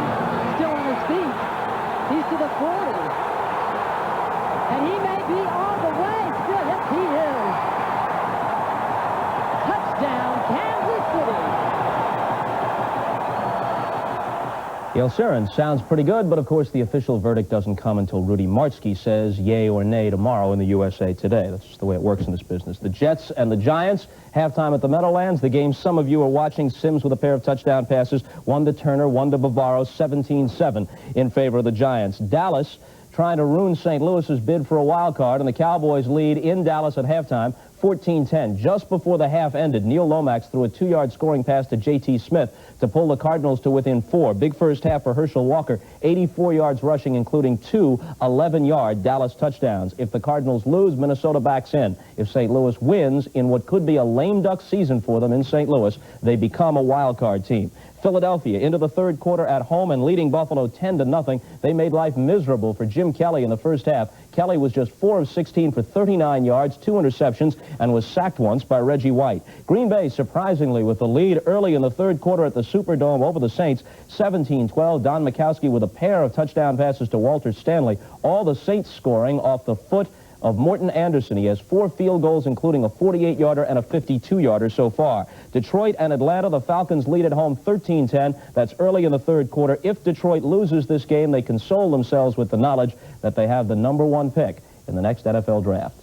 And now we're going to send you back to the ballparks as the kickoffs for the second half are coming up in just a few moments. We'll see you later in the day.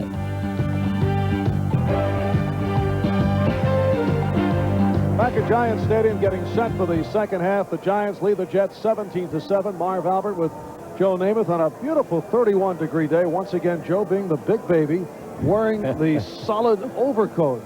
Balmy conditions. Ounce of prevention is worth a pound of cure, they say. I don't want to get cold. Let me write that down. Actually, Joe, as we look at this first half, after that early domination by the Jets, the Giants have certainly taken command. Sure, well, emotionally, the Giants, I think, got into those fisticuffs because they wanted to fire themselves up a little bit. In the first quarter, the Jets had the enthusiasm, the emotion going for them, and it was evident. The Jets controlled the first quarter. After that, when the Giants got fired up, I think they've taken control of this game. Well, Sims got off to the slow start, but at halftime, 11 for 26, 172 yards, and 2 touchdowns. Ken O'Brien, 12 for 20, more of the shorter range passes, 122 yards. Jets got it going as Johnny Hector took it in from 14 yards away, and a 7-0 lead. Now, a play that really hurt the Jets, a fake field goal situation. Here it is. Pat Ryan does a fine job getting outside. The Giants weren't really fooled here with the rush.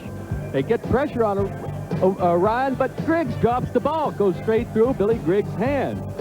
And the Giants did come back. Phil Simms with his first of 2 touchdown passes. Well, there's a dead spot in that zone secondary that Bavaro's been able to find. For the Jets to stop Bavaro from hitting that seam, they've got to stop him at the line of scrimmage. Somebody's got to take something out of Bavaro early.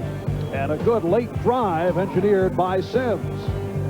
Well, there's a little overthrow, but you saw again, Turner was wide open. Had the ball been thrown a little bit lower, would have had another touchdown for the Giants. And moments later, Simms did come back and connect with the rookie, Odessa Turner, for the touchdown, and for Turner, his first NFL touchdown. So Phil Simms, who heard a smattering of boos earlier in the day, in fact, he did not connect on his first 6 pass attempts, but that last drive in particular was very impressive. Yes, it was. And we're set for the second half kickoff. The kickoff sponsored by Budweiser, the king of beers. Pat Leahy with the boot. And here's Lee Roussan. Roussan, the 3-year man from Colorado, going 24 yards on the return. Sid Lewis and Marion Barber combining on the stop. Jets owned the football through much of the first quarter, but that has certainly turned around. It has turned around. And then again, remember, the Jets missed the field goal and dropped a touchdown pass. Otherwise, they have 17 points on the board. So the first half was kind of evenly played half. And another factor, Al Toon took a shot on the head and did not play at all in the second quarter following the good start. Morris on 1st and 10 from the 28 collects 3 on the play, and it will set it to a 2nd and 7 out of the 31. Barry Bennett on Frabel, Mark Gastineau on the stop. Gastineau, exactly. He played this as well as I've seen him play, off a blocker and fell back into to make the tackle. Gastineau feels he's coming on strong now. It's a little late in the season, but who knows? Maybe he will regain his old playing ability. And the second down play, Simms throws it up.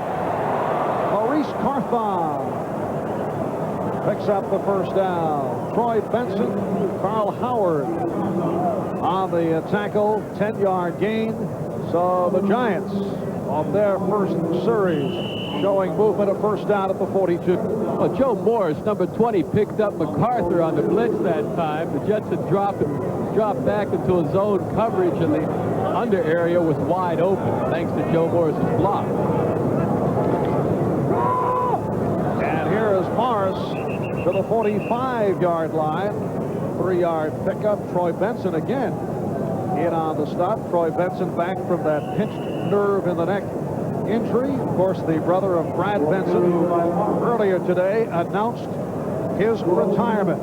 10-year man who has been a mainstay at left tackle for the Giants. Made it to the Pro Bowl last year of the Super Bowl season. Calling it quits. This is his final game. 2nd down and 7. Carthon again has a first down. Same formula.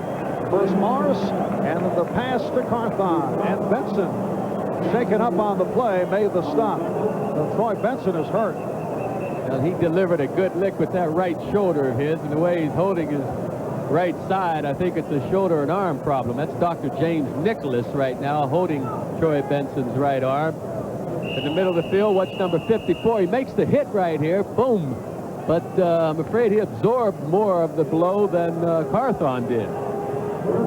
And Benson replaced by Kyle Clifton, one-time starter. First down at midfield for the Giants. Morris. For 5-4, Alex Gordon. On the tackle, Joe Morris has run for 76 yards on 15 carries. Well, it was thought that today's game would have playoff significance. As it turns out, it is a play-out the schedule affair. The Giants hoping to close at 6-9. The Jets come in at 6-8. 2nd down and 4.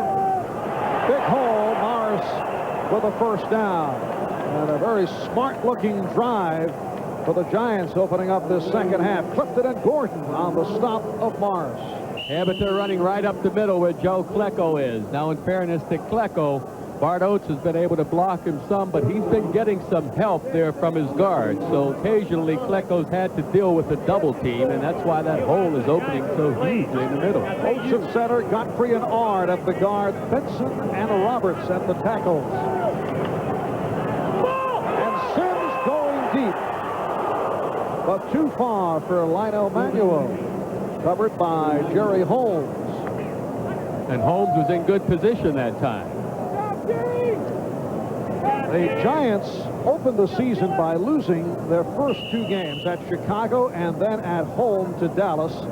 And then their replacement players lost all 3. So they opened at 0-5. Then they won 3 out of 4 to make it to 3-6. But losses at New Orleans and at Washington finished them off.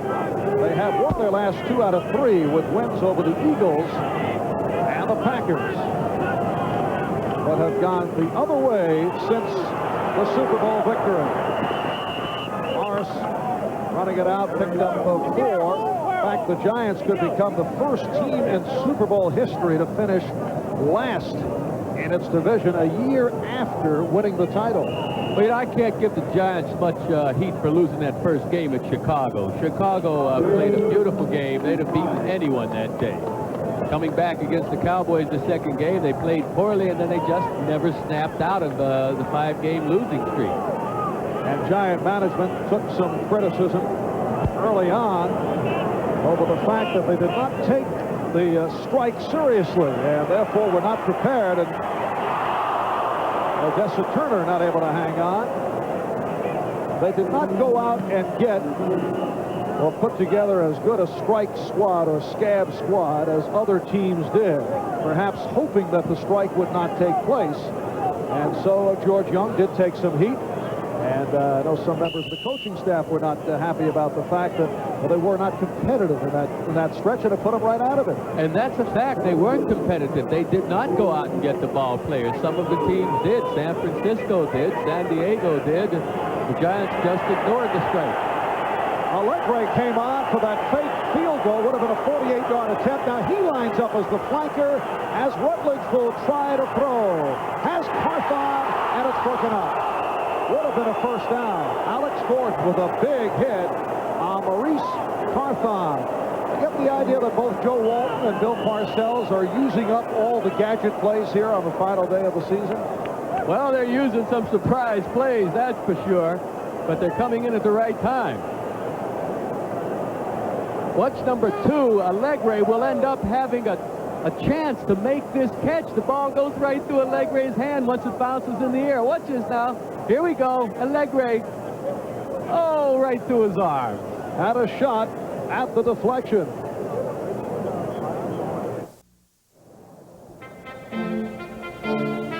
Today's game is brought to you by Mazda, bringing performance and value together. That's the Mazda way.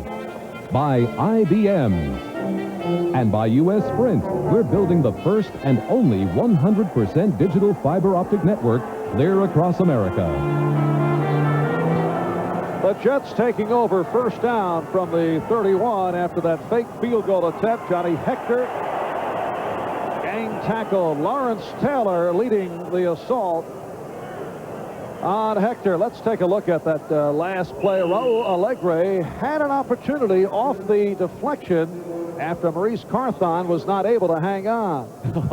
He was surprised, but look at this. It's right in his arms. He wanted to run with it before he had it. He's probably still thinking about that play over there on the bench. Yes.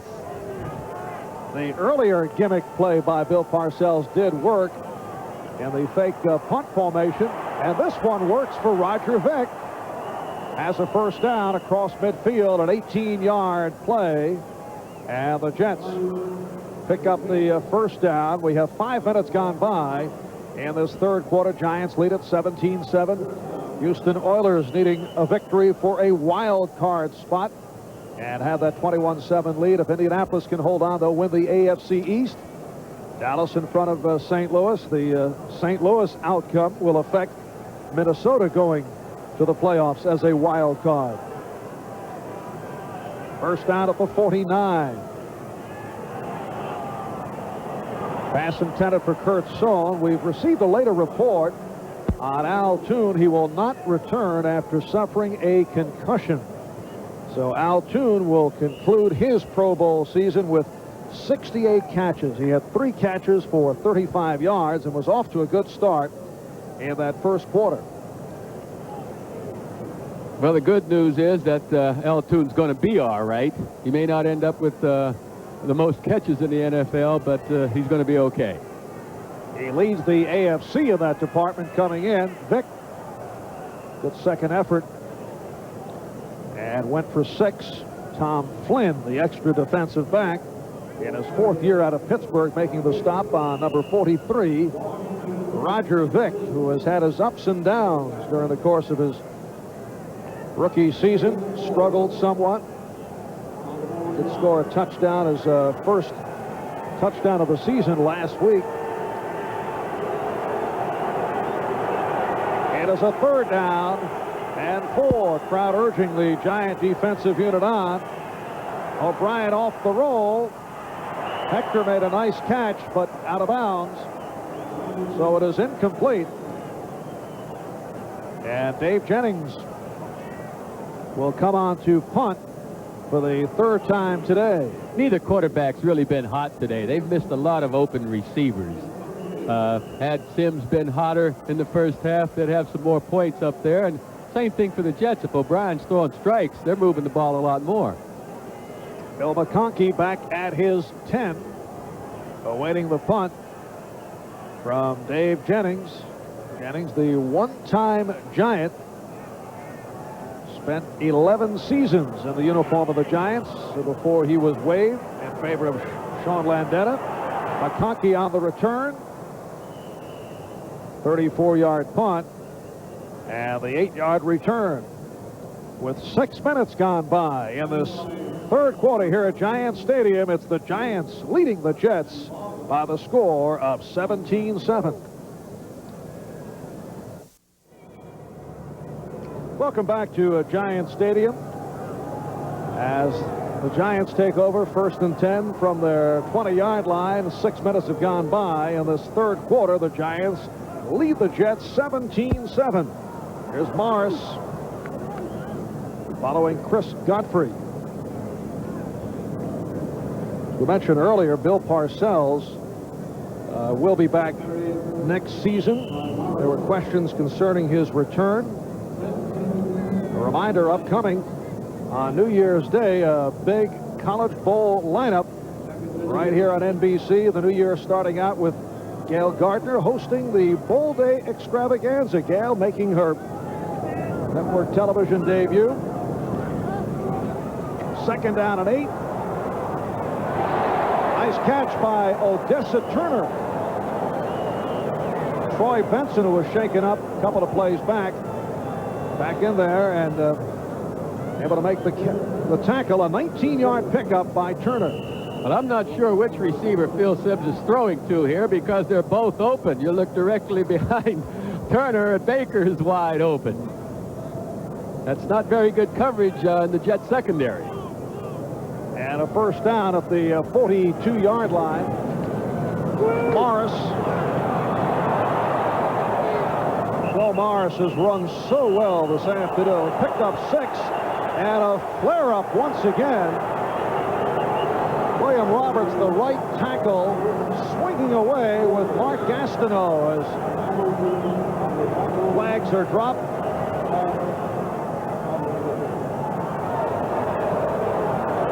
And personal fouls assessed for both teams. Well, I don't know which player started this little boxing match, but Gastineau definitely landed a good left.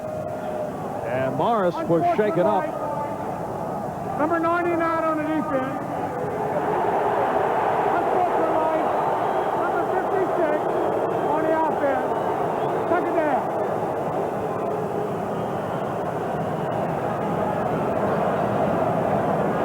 Offsetting penalties off the carry by Morris. Now you'll see the end of the play.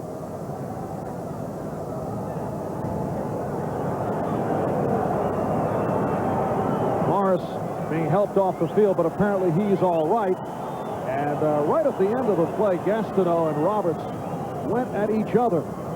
Offsetting penalties.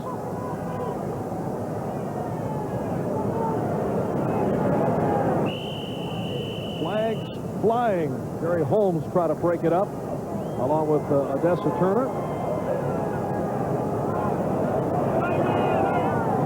It is a 2nd down and 3 at midfield. Bavaro for the first down and more. 24-yard play. Kevin MacArthur, Rich Miano combining on the tackle. Bavaro's getting downfield so quickly, the Jets have to jam him at the line of scrimmage, and they're not doing it. He's coming off the line cleanly and getting into the secondary so fast that he can't be covered. It's good on Bavaro's behalf, being able to get off the line that well, but the Jets have got to do something to hold him up, get a man in front of him. 6th catch of the day for Mark Bavaro, and a first down at the Jet 28. Lee Roussan, stopped by Bob Cravel, could not get going.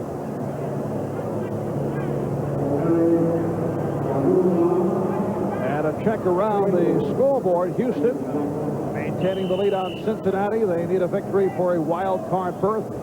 Indianapolis needing a win to win the AFC East. Kansas City leading Seattle. St. Louis win, and they will be the visiting team in the wild card game. If they lose, it'll be the Minnesota Vikings who are in. 2nd and 10 at the 28. And it's Roussan trying the other side. Reaching to the 20, picked up 8 on the play. Rich Miano and Ken Rose combined on the stop.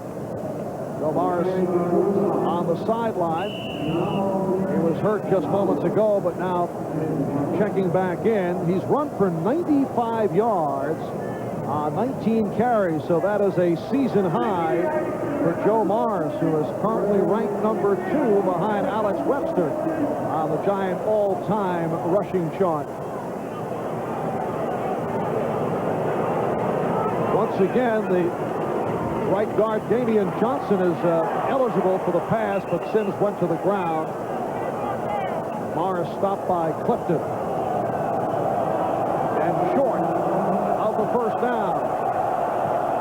I can't help but believe if this were an important game in the standing, that Parcells wouldn't go for the field goal here. It appears that they're going to try and pick up the first down, but when it means something in the standings, that 3 points would be put up on the board. You think he's playing it differently? Yes, I do think he's playing it differently. Has a 4th down and 3 at the 21. All right, here's Morris slashing through for the first down.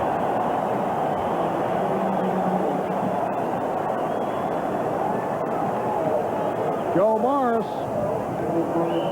picking it up, 4.5 to go in this third quarter. The Giants first down at the Jet 15. Good offensive surge on the right side by William Roberts and Chris Godfrey. Joe Morris takes it outside and jumps inside of Gordon for the big gainer. So Joe Morris has gone over 100 yards. First time this season, he has 101. Sims getting the time. Carthon, the intended receiver, covered by the linebacker, Alex Gordon. Carthon was covered. Barbero was covered. Turner was covered. That was a good defensive coverage job done by the Jets that last time, and they were able to put some pressure back there on Sims as well. 2nd and 10 at the 15.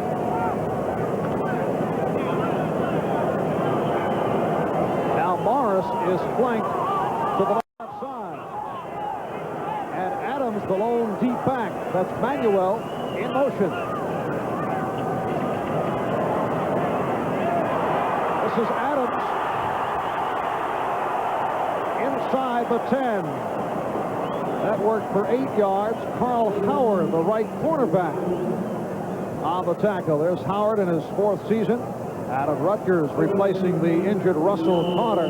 Bill Parcells made, I thought, an astonishing point yesterday, Joe. He feels there are not many good cornerbacks in the NFL today. He said maybe there are 5 solid cornerbacks in the NFL. How do you react to that? I was surprised, close to shock, but you know, when you start counting them up, there really aren't that many. Once I get past Cleveland with Minifield and Dixon, it's tough to name them. Morris slanting to the right off the 3rd and 2. Close to that first down marker.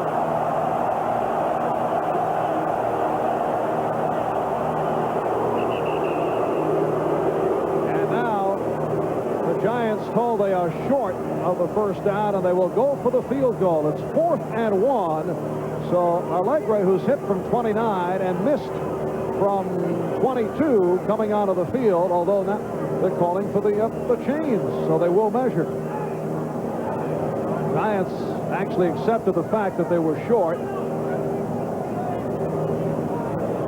Kind of strange to see the Giants go for a 4th down and 3 and make it. And here they have 4th down and not quite 1, and they're not going to go for it. I think Bill Parcells right now is playing the percentages, you know, that making it on 4th down, those percentages aren't in his favor, so he doesn't want to push his luck here.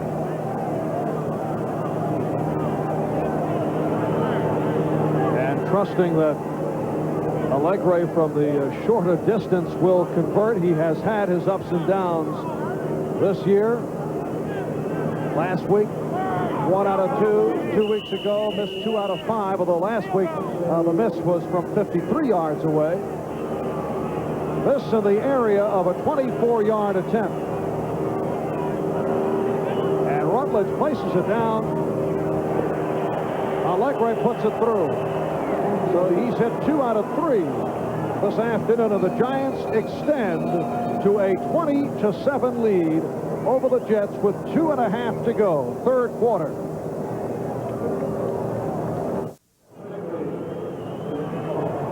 While we have a moment, we'd like to wish senior video engineer Jim Sunder the very best, retiring after 39 years. This is final game as we watch the return by Kurt Sohn. Terry Williams on the stop, 13-yard return. We wish Jim Sunder the very best. We're told that the best restaurants in this country will miss Jim Sunder. 39 years with NBC. First down for the 27 for the Jets, but first, a timeout. Back in a moment. 2.5 minutes left, third quarter from Giants Stadium. Giants in front of the Jets, 20-7. Jets take over at their 27-yard line. Vick off the dump off for 5 yards. Carl Banks on the stop. And on this final day of the regular season, we continue to check out the scoreboard. Boomer Esiason just completed a touchdown pass, so they've closed within 7 points. Indianapolis extending as they look to clinch the AFC East. Eric Dickerson scoring his second touchdown of the day. 2nd and 5 at the 32. Johnny Hector, the lone deep back.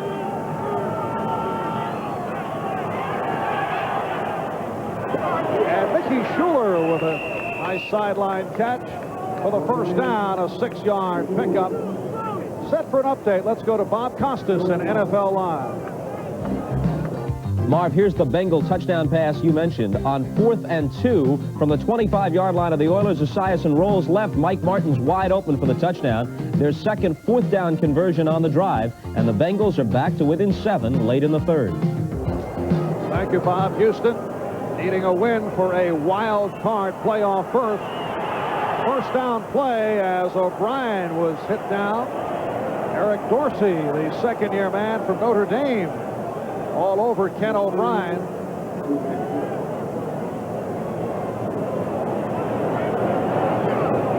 Dallas leading St. Louis, Philly and Buffalo in a game of no meaning at all. Philadelphia 6-8, Buffalo at 7 up and 7 down. New Orleans now leading Green Bay, so the Saints have come from behind. They can win the division with a win and a San Francisco loss to the Rams. And here the Giants over the Jets, 20-7. 2nd and 10 from the 39. The screen to Vick. And he was hit hard by Terry Kennard and Pepper Johnson. Good reaction by Terry Kennard that time, coming up to make the tackle along with Pepper Johnson. It looked like a well-developed play, but the reaction of Johnson and Kennard was so good they held the Jets to only a 5-yard gain. 3rd down and 5. Tom Flynn has taken over at strong safety for the Giants. Kenny Hill went down with a separated shoulder, we're told. So Hill injured once again. 3rd down, 5, big rush. And O'Brien just throws downfield, intended for Soule. Lawrence Taylor, George Martin with the pressure on Ken O'Brien, who is now 16 for 27, 156 yards. And after that good start, not getting anything done. Well, it was good pass coverage by the Giants on the last play. Eventually, O'Brien's time ran out, and he had to do something with the ball. Jennings for his 4th punt of the day. Phil McConkey is back deep with 45 seconds left in the 3rd quarter. And McConkey is tripped up. 37-yard punt and a 6-yard return. Marion Barber providing the good coverage. So once again, the Jets doing it on the special team. One of the few bright spots they've had in the season of collapse for Joe Walton and the Jets. A host of reasons. You have to look at the aging offensive line, which of course has affected Ken O'Brien. Same thing defensively, particularly up front with Lyons, Gastineau, and Klecko. Age a factor. Secondary, very weak, even when they were healthy, and they've been ripped by injury. And the other factor, looking back at recent drafts, too early to make any kind of a definitive or come up with any kind of definitive point of view on this year's draft, because Roger Vick certainly deserves more time. Alex Gordon has come on at the outside linebacker position. Joe Morris on the carry for a couple, stopped by Gordon and Benson. But you look back, Joe, 2 years ago, and all the Jets have to show is Nu'u Fa'ola, who is strictly a specialty guy, and Mike Haight, who was not highly regarded, is now only in the lineup because of injuries. Well, they made a mistake, obviously, a couple of years ago with their draft. They went away from their basic system of taking the best players available. That's Alex Gordon, number 55, that they're ushering off the field. They went away from their basic philosophy of the draft and taking the best players available, and they tried to go for specific positions. When they did that, they took Mike Haight and some other ball players that didn't pan out well. I have a feeling that in the future they're going back to their old style of drafting, taking the best players available. Third quarter is running down with the Giants in front of the Jets by the score of 20-7. You look at this Jet ball club, as opposed to the Giants, who have to fill just a few holes. They still have the nucleus, but the Jets have a number of positions to bolster, particularly up front offensively and defensively. A major job ahead, and the question is, will it be Joe Walton who will be on hand orchestrating what takes place next season? On to the fourth quarter. We'll be back after these words.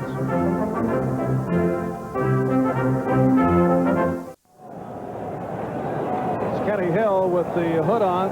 He suffered a separated shoulder earlier, and replaced by Tom Flynn as we get underway here in the fourth quarter. 2nd and 7 from the 30.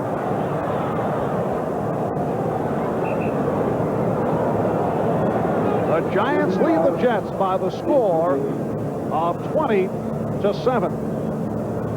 Jets took a 7-0 lead on a 14-yard run by Johnny Hector, and the Giants came roaring back. Allegre 29-yard field goal, touchdown passes to Bavaro and the rookie Turner, and then Allegre hit from 23 yards away. Bill Sims now 16 for 35, 242 yards, and the 2 touchdowns. The swing for Galbraith.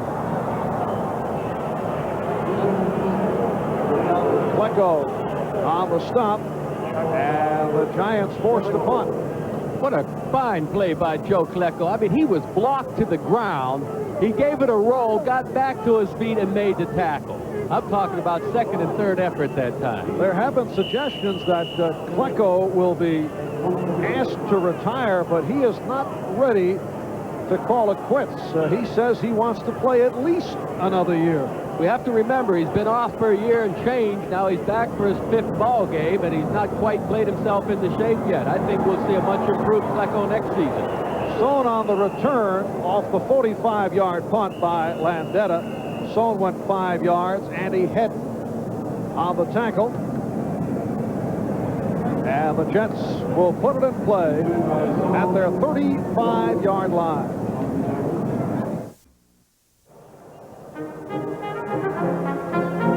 Today's game is brought to you by Bud Light, proud sponsor of the 1988 U.S. Olympic team. Everything else is just a light. By BMW, the ultimate driving machine. To arrange a thorough test drive, phone your nearest BMW dealer. And by Sinex Ultra Fine Mist. It goes up and stays up.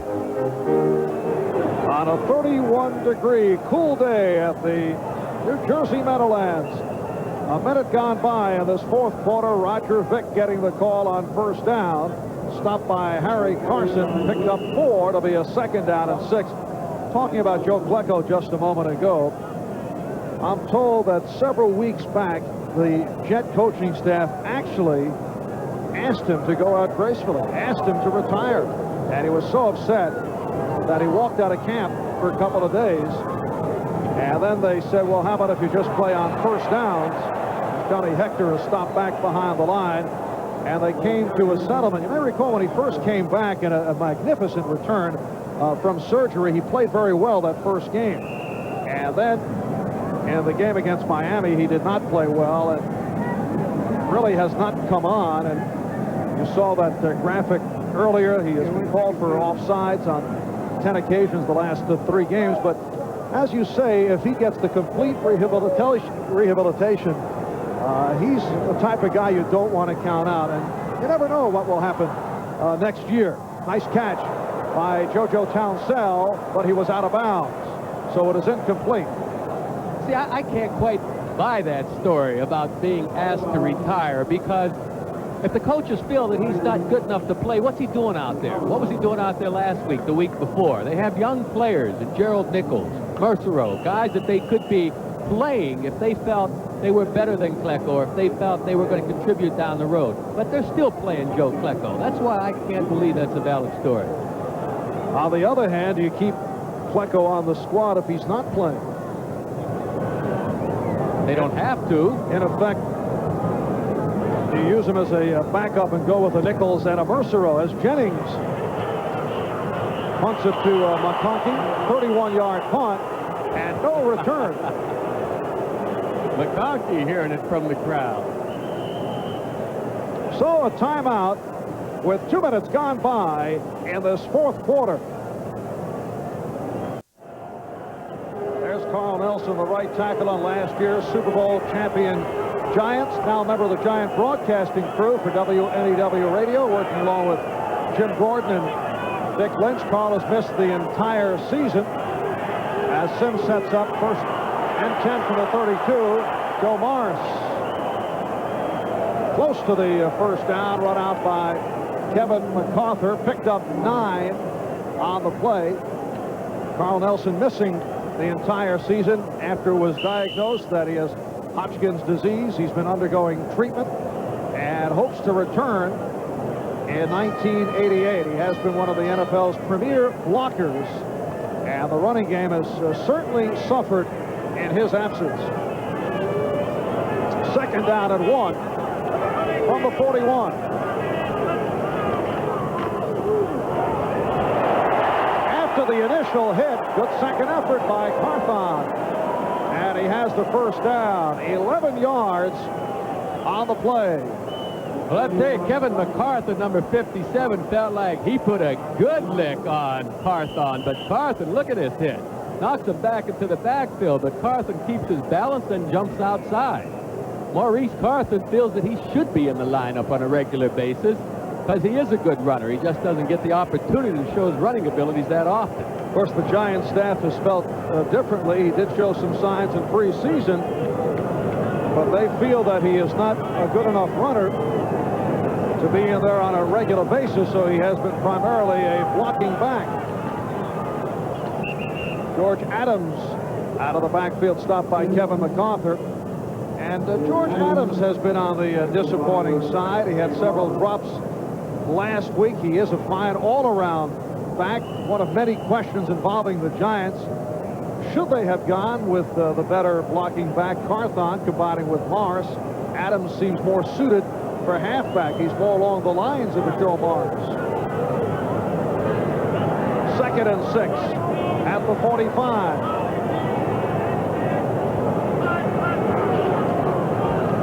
Here's Morris. Getting a couple. Gastineau, Miano on the tackle. And a third down play just ahead. 4 minutes gone by in this fourth quarter. Joe Morris going over the 100-yard mark for the first time this season. And the 17th time over his career. He has extended his own Giant record. Joe Morris in his 6th year out of Syracuse University. 3rd and 4 at the 43.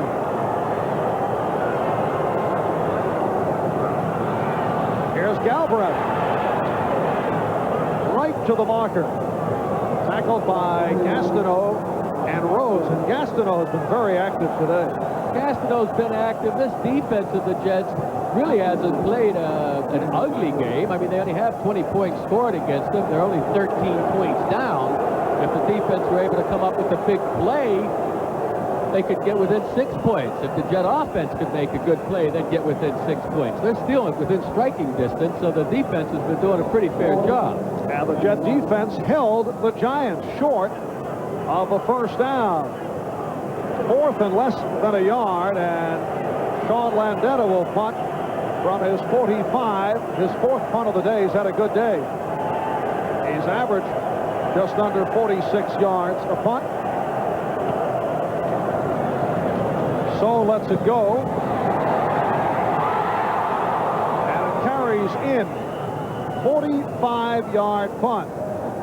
Adrian White attempted to chase it down, but could not get to it. And it will come out to the 20 with 9:56 left. Fourth quarter, the Giants 20 and the Jets 7.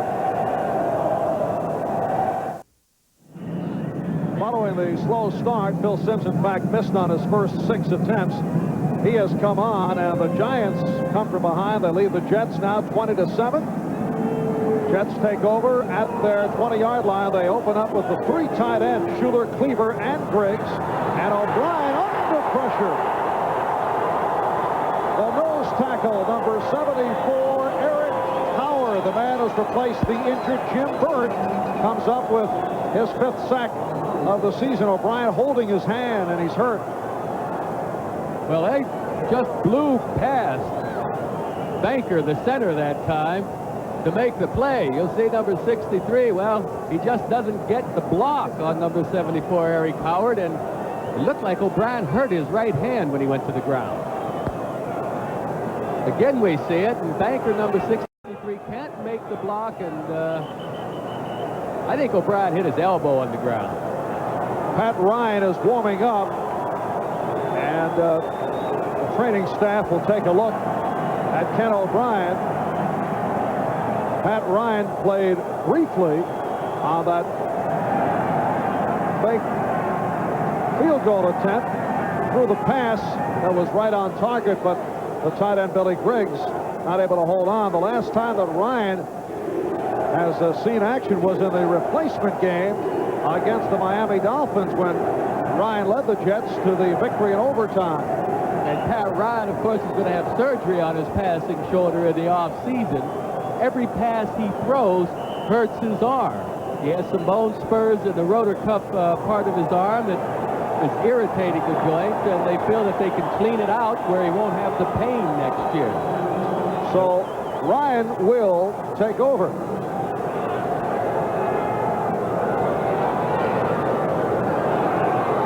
In that replacement game, he threw 4 touchdowns and threw for a career high of 301 yards despite that sore shoulder. Hands it to Hector. Johnny Hector running across the 25, stopped by Howard and Flynn. Tom Flynn replacing the injured Kenny Hill. And let's check that 10-minute ticker. Houston holding on to a 21-17 lead. They need a victory to make it to the wild card. Indianapolis in quest of a win to take the AFC East. And St. Louis requiring a victory to make it as a wild card. Otherwise, Minnesota gets in instead of the St. Louis Cardinals. Third down and 13 from the 17. Ryan chased, but completes to Hector, the short of the first down. A 6-yard pickup.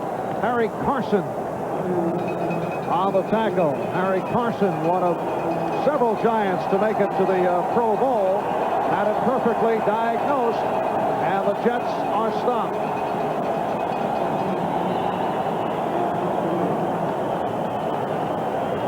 Dave Jennings checks in, and he'll punt for the 6th time today. Phil McConkey is back.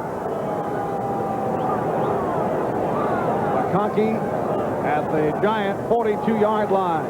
Clock is running. 7.5 left. Fourth quarter. Almost blocked. And McConkey called the fair catch. Zeke Mowat very close to blocking that Jennings punt. And a good punt. 47 yards. Well, the special teams of the Jets really is the bright spot, other than Al Toon on the Jets season. The Jets special team, coached by Larry Pasquale, they've done a marvelous job. Dave Jennings, been around as long as he has, still has some football left in him. We talked about the Jet problems looking ahead to next season. How about Bill Parcells and the Giants? Their destruction began with the 0-5 start, 0-3 during the strike games. Offensive line hit by injury, leading to the Joe Morris drop-off, particularly in the touchdown department. Morris, the ball carrier, very tough to bring down. Last season, Morris set a team rushing record, scored 14 touchdowns. This year, he scored only 3. Flecko on the tackle. That offensive line difficulty began with Carl Nelson's departure. And there have been injuries. Chris Godfrey missed 8 games with a sprained knee. one bright spot in the offensive line has been the play of left guard Bill Ard. Some felt a Pro Bowl type season, but did not get the nod because the Giants have not shown the good statistics. And they also are 5-9. Here's Morris finding the hole.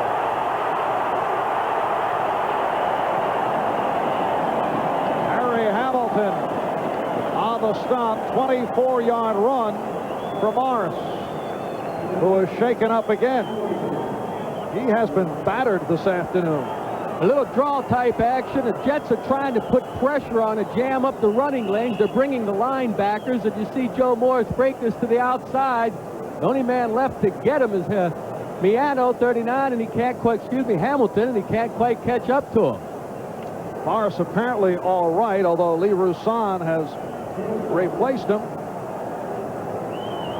Well, Joe concluding on an upbeat note with his performance here this afternoon. First down at the 44, and Roussan is hit hard.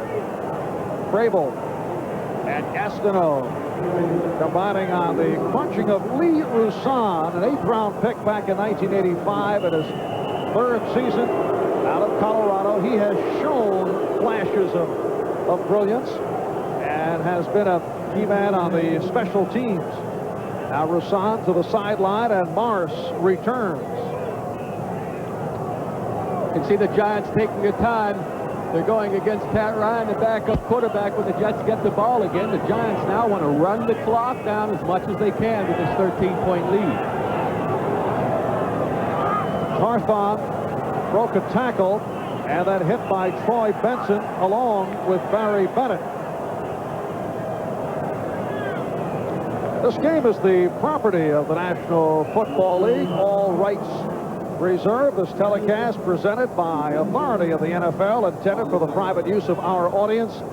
Any rebroadcast of the use of this telecast without the express written consent of the Giants and the National Football League is prohibited.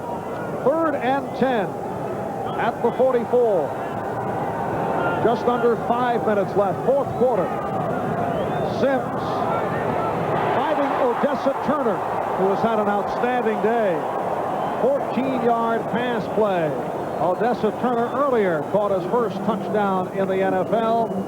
A rookie from Northwest Louisiana State with another reception. On the bottom of your screen, number 83, Odessa Turner just outruns Bobby Humphrey, number 48, into the middle of the field for the reception. Certainly a bright future ahead for Odessa Turner. One-time defensive back making his 3rd catch of the day for 50 yards. And the Giants with a first down and running the clock down. 4 minutes remaining in the 4th quarter. The Giants 20 and the Jets 7. First down at the Jet 30. George Adams stopped by the nose tackle, Joe Klecko.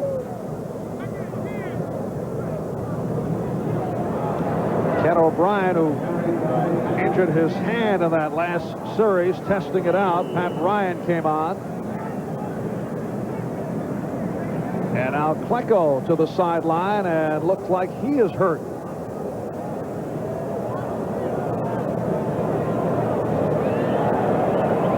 Joe Klecko in his 11th year out of Temple, a perennial All-Pro.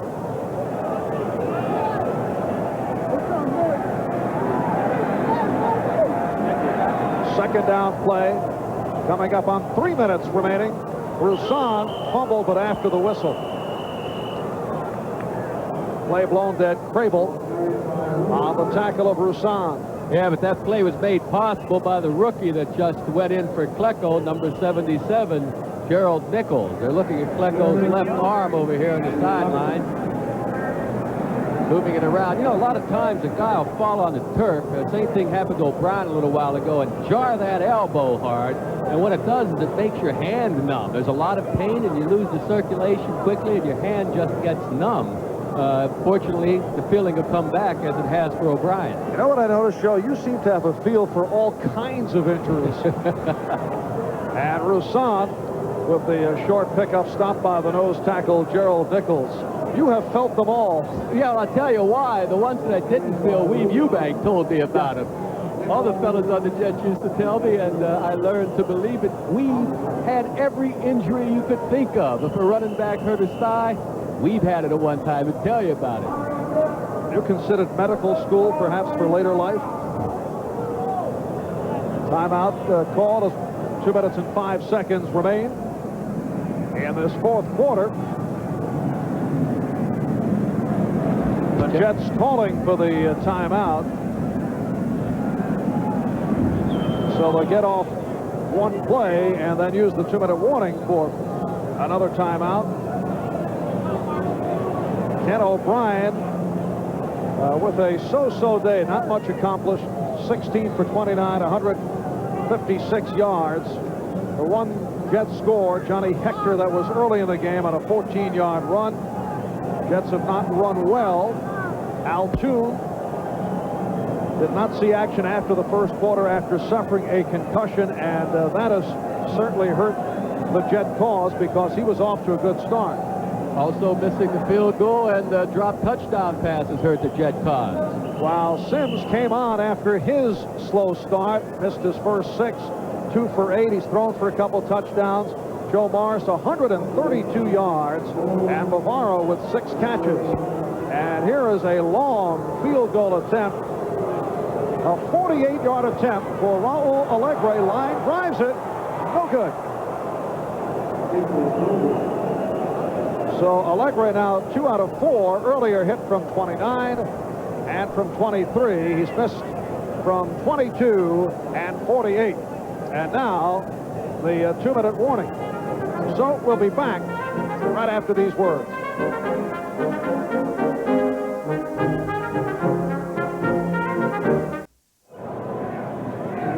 Back at Giant Stadium, Marv Albert along with Joe Namath.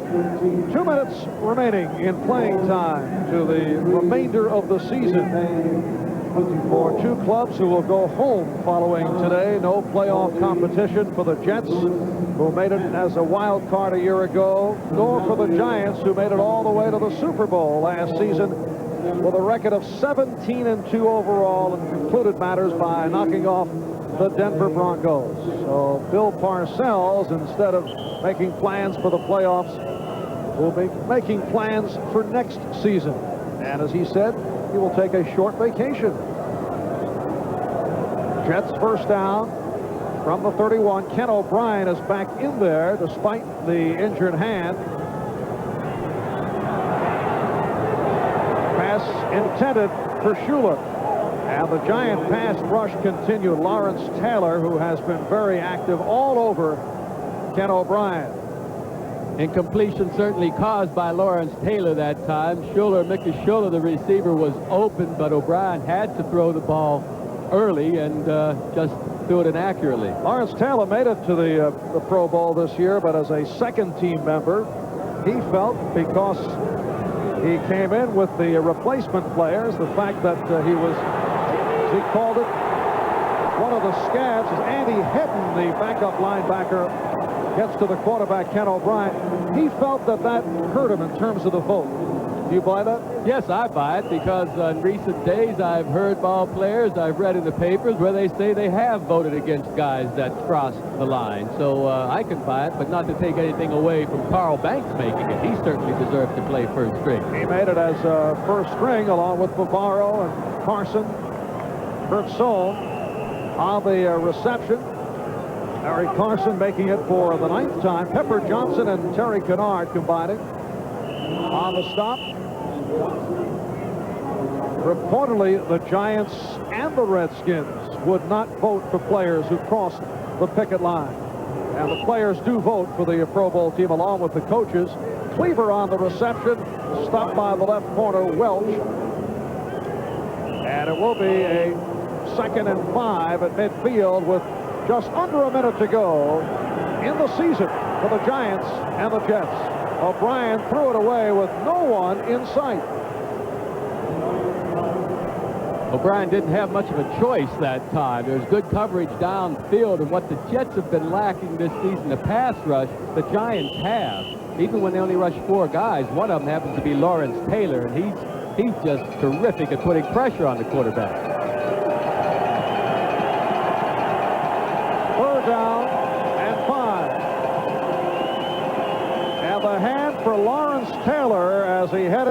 to the Giant bench. So Lawrence Taylor hears it from the crowd. 54 seconds remaining. Hector off the swing. And he's right at the first down marker, run out by Herb Welch. And the clock stopped with 48 seconds remaining. I'm not sure the Jets can do much good as far as winning this game, but there certainly are a lot of New Yorkers interested right now in whether the Jets score any more points or are held scoreless from here until the end.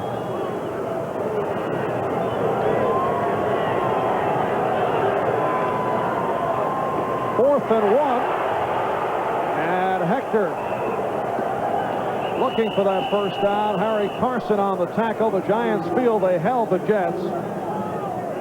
Clock is stopped with 42 seconds remaining. We'll take this opportunity to tell you the Most Valuable Player Award, sponsored by Budweiser, will go to Joe Morris of the Giants, who finishes up with an excellent game. Budweiser making a contribution to the United Way on behalf of all the MVPs selected in today's game. 132 yards on 26 carries for Joe Morris to help keep that offense going. Phil Simms did throw 2 touchdown passes, but Morris, the man, going over 100 yards for the first time this season. Well, his offensive line is doing a good job. You know, when they came back after the strike, the offensive line played poorly. This is a part of the team. Well, they didn't make the first down. Giant ball. The offensive line is a part of a team that's within a team. Their timing is so important. Their cohesiveness is so important that they need to work. When they came back from the strike, they weren't ready. Giants holding the Jets to only 1 first down in the fourth quarter. And the Giants defensive unit very enthusiastic when they saw that they held the Jets, who fell short of the first down. So from the Giant point of view, they can go out feeling positive about themselves, at least for this final game. And there's Brad Benson, who is wrapping up a 10-year career with the Giants. He was introduced by himself prior to the game. And Giant players congratulating Brad Benson, one of the most popular members of this team over the years. His time is running down. And now Benson getting the game ball. Here's it from the crowd. And this is an emotional moment. There's Troy Benson, Brad's brother.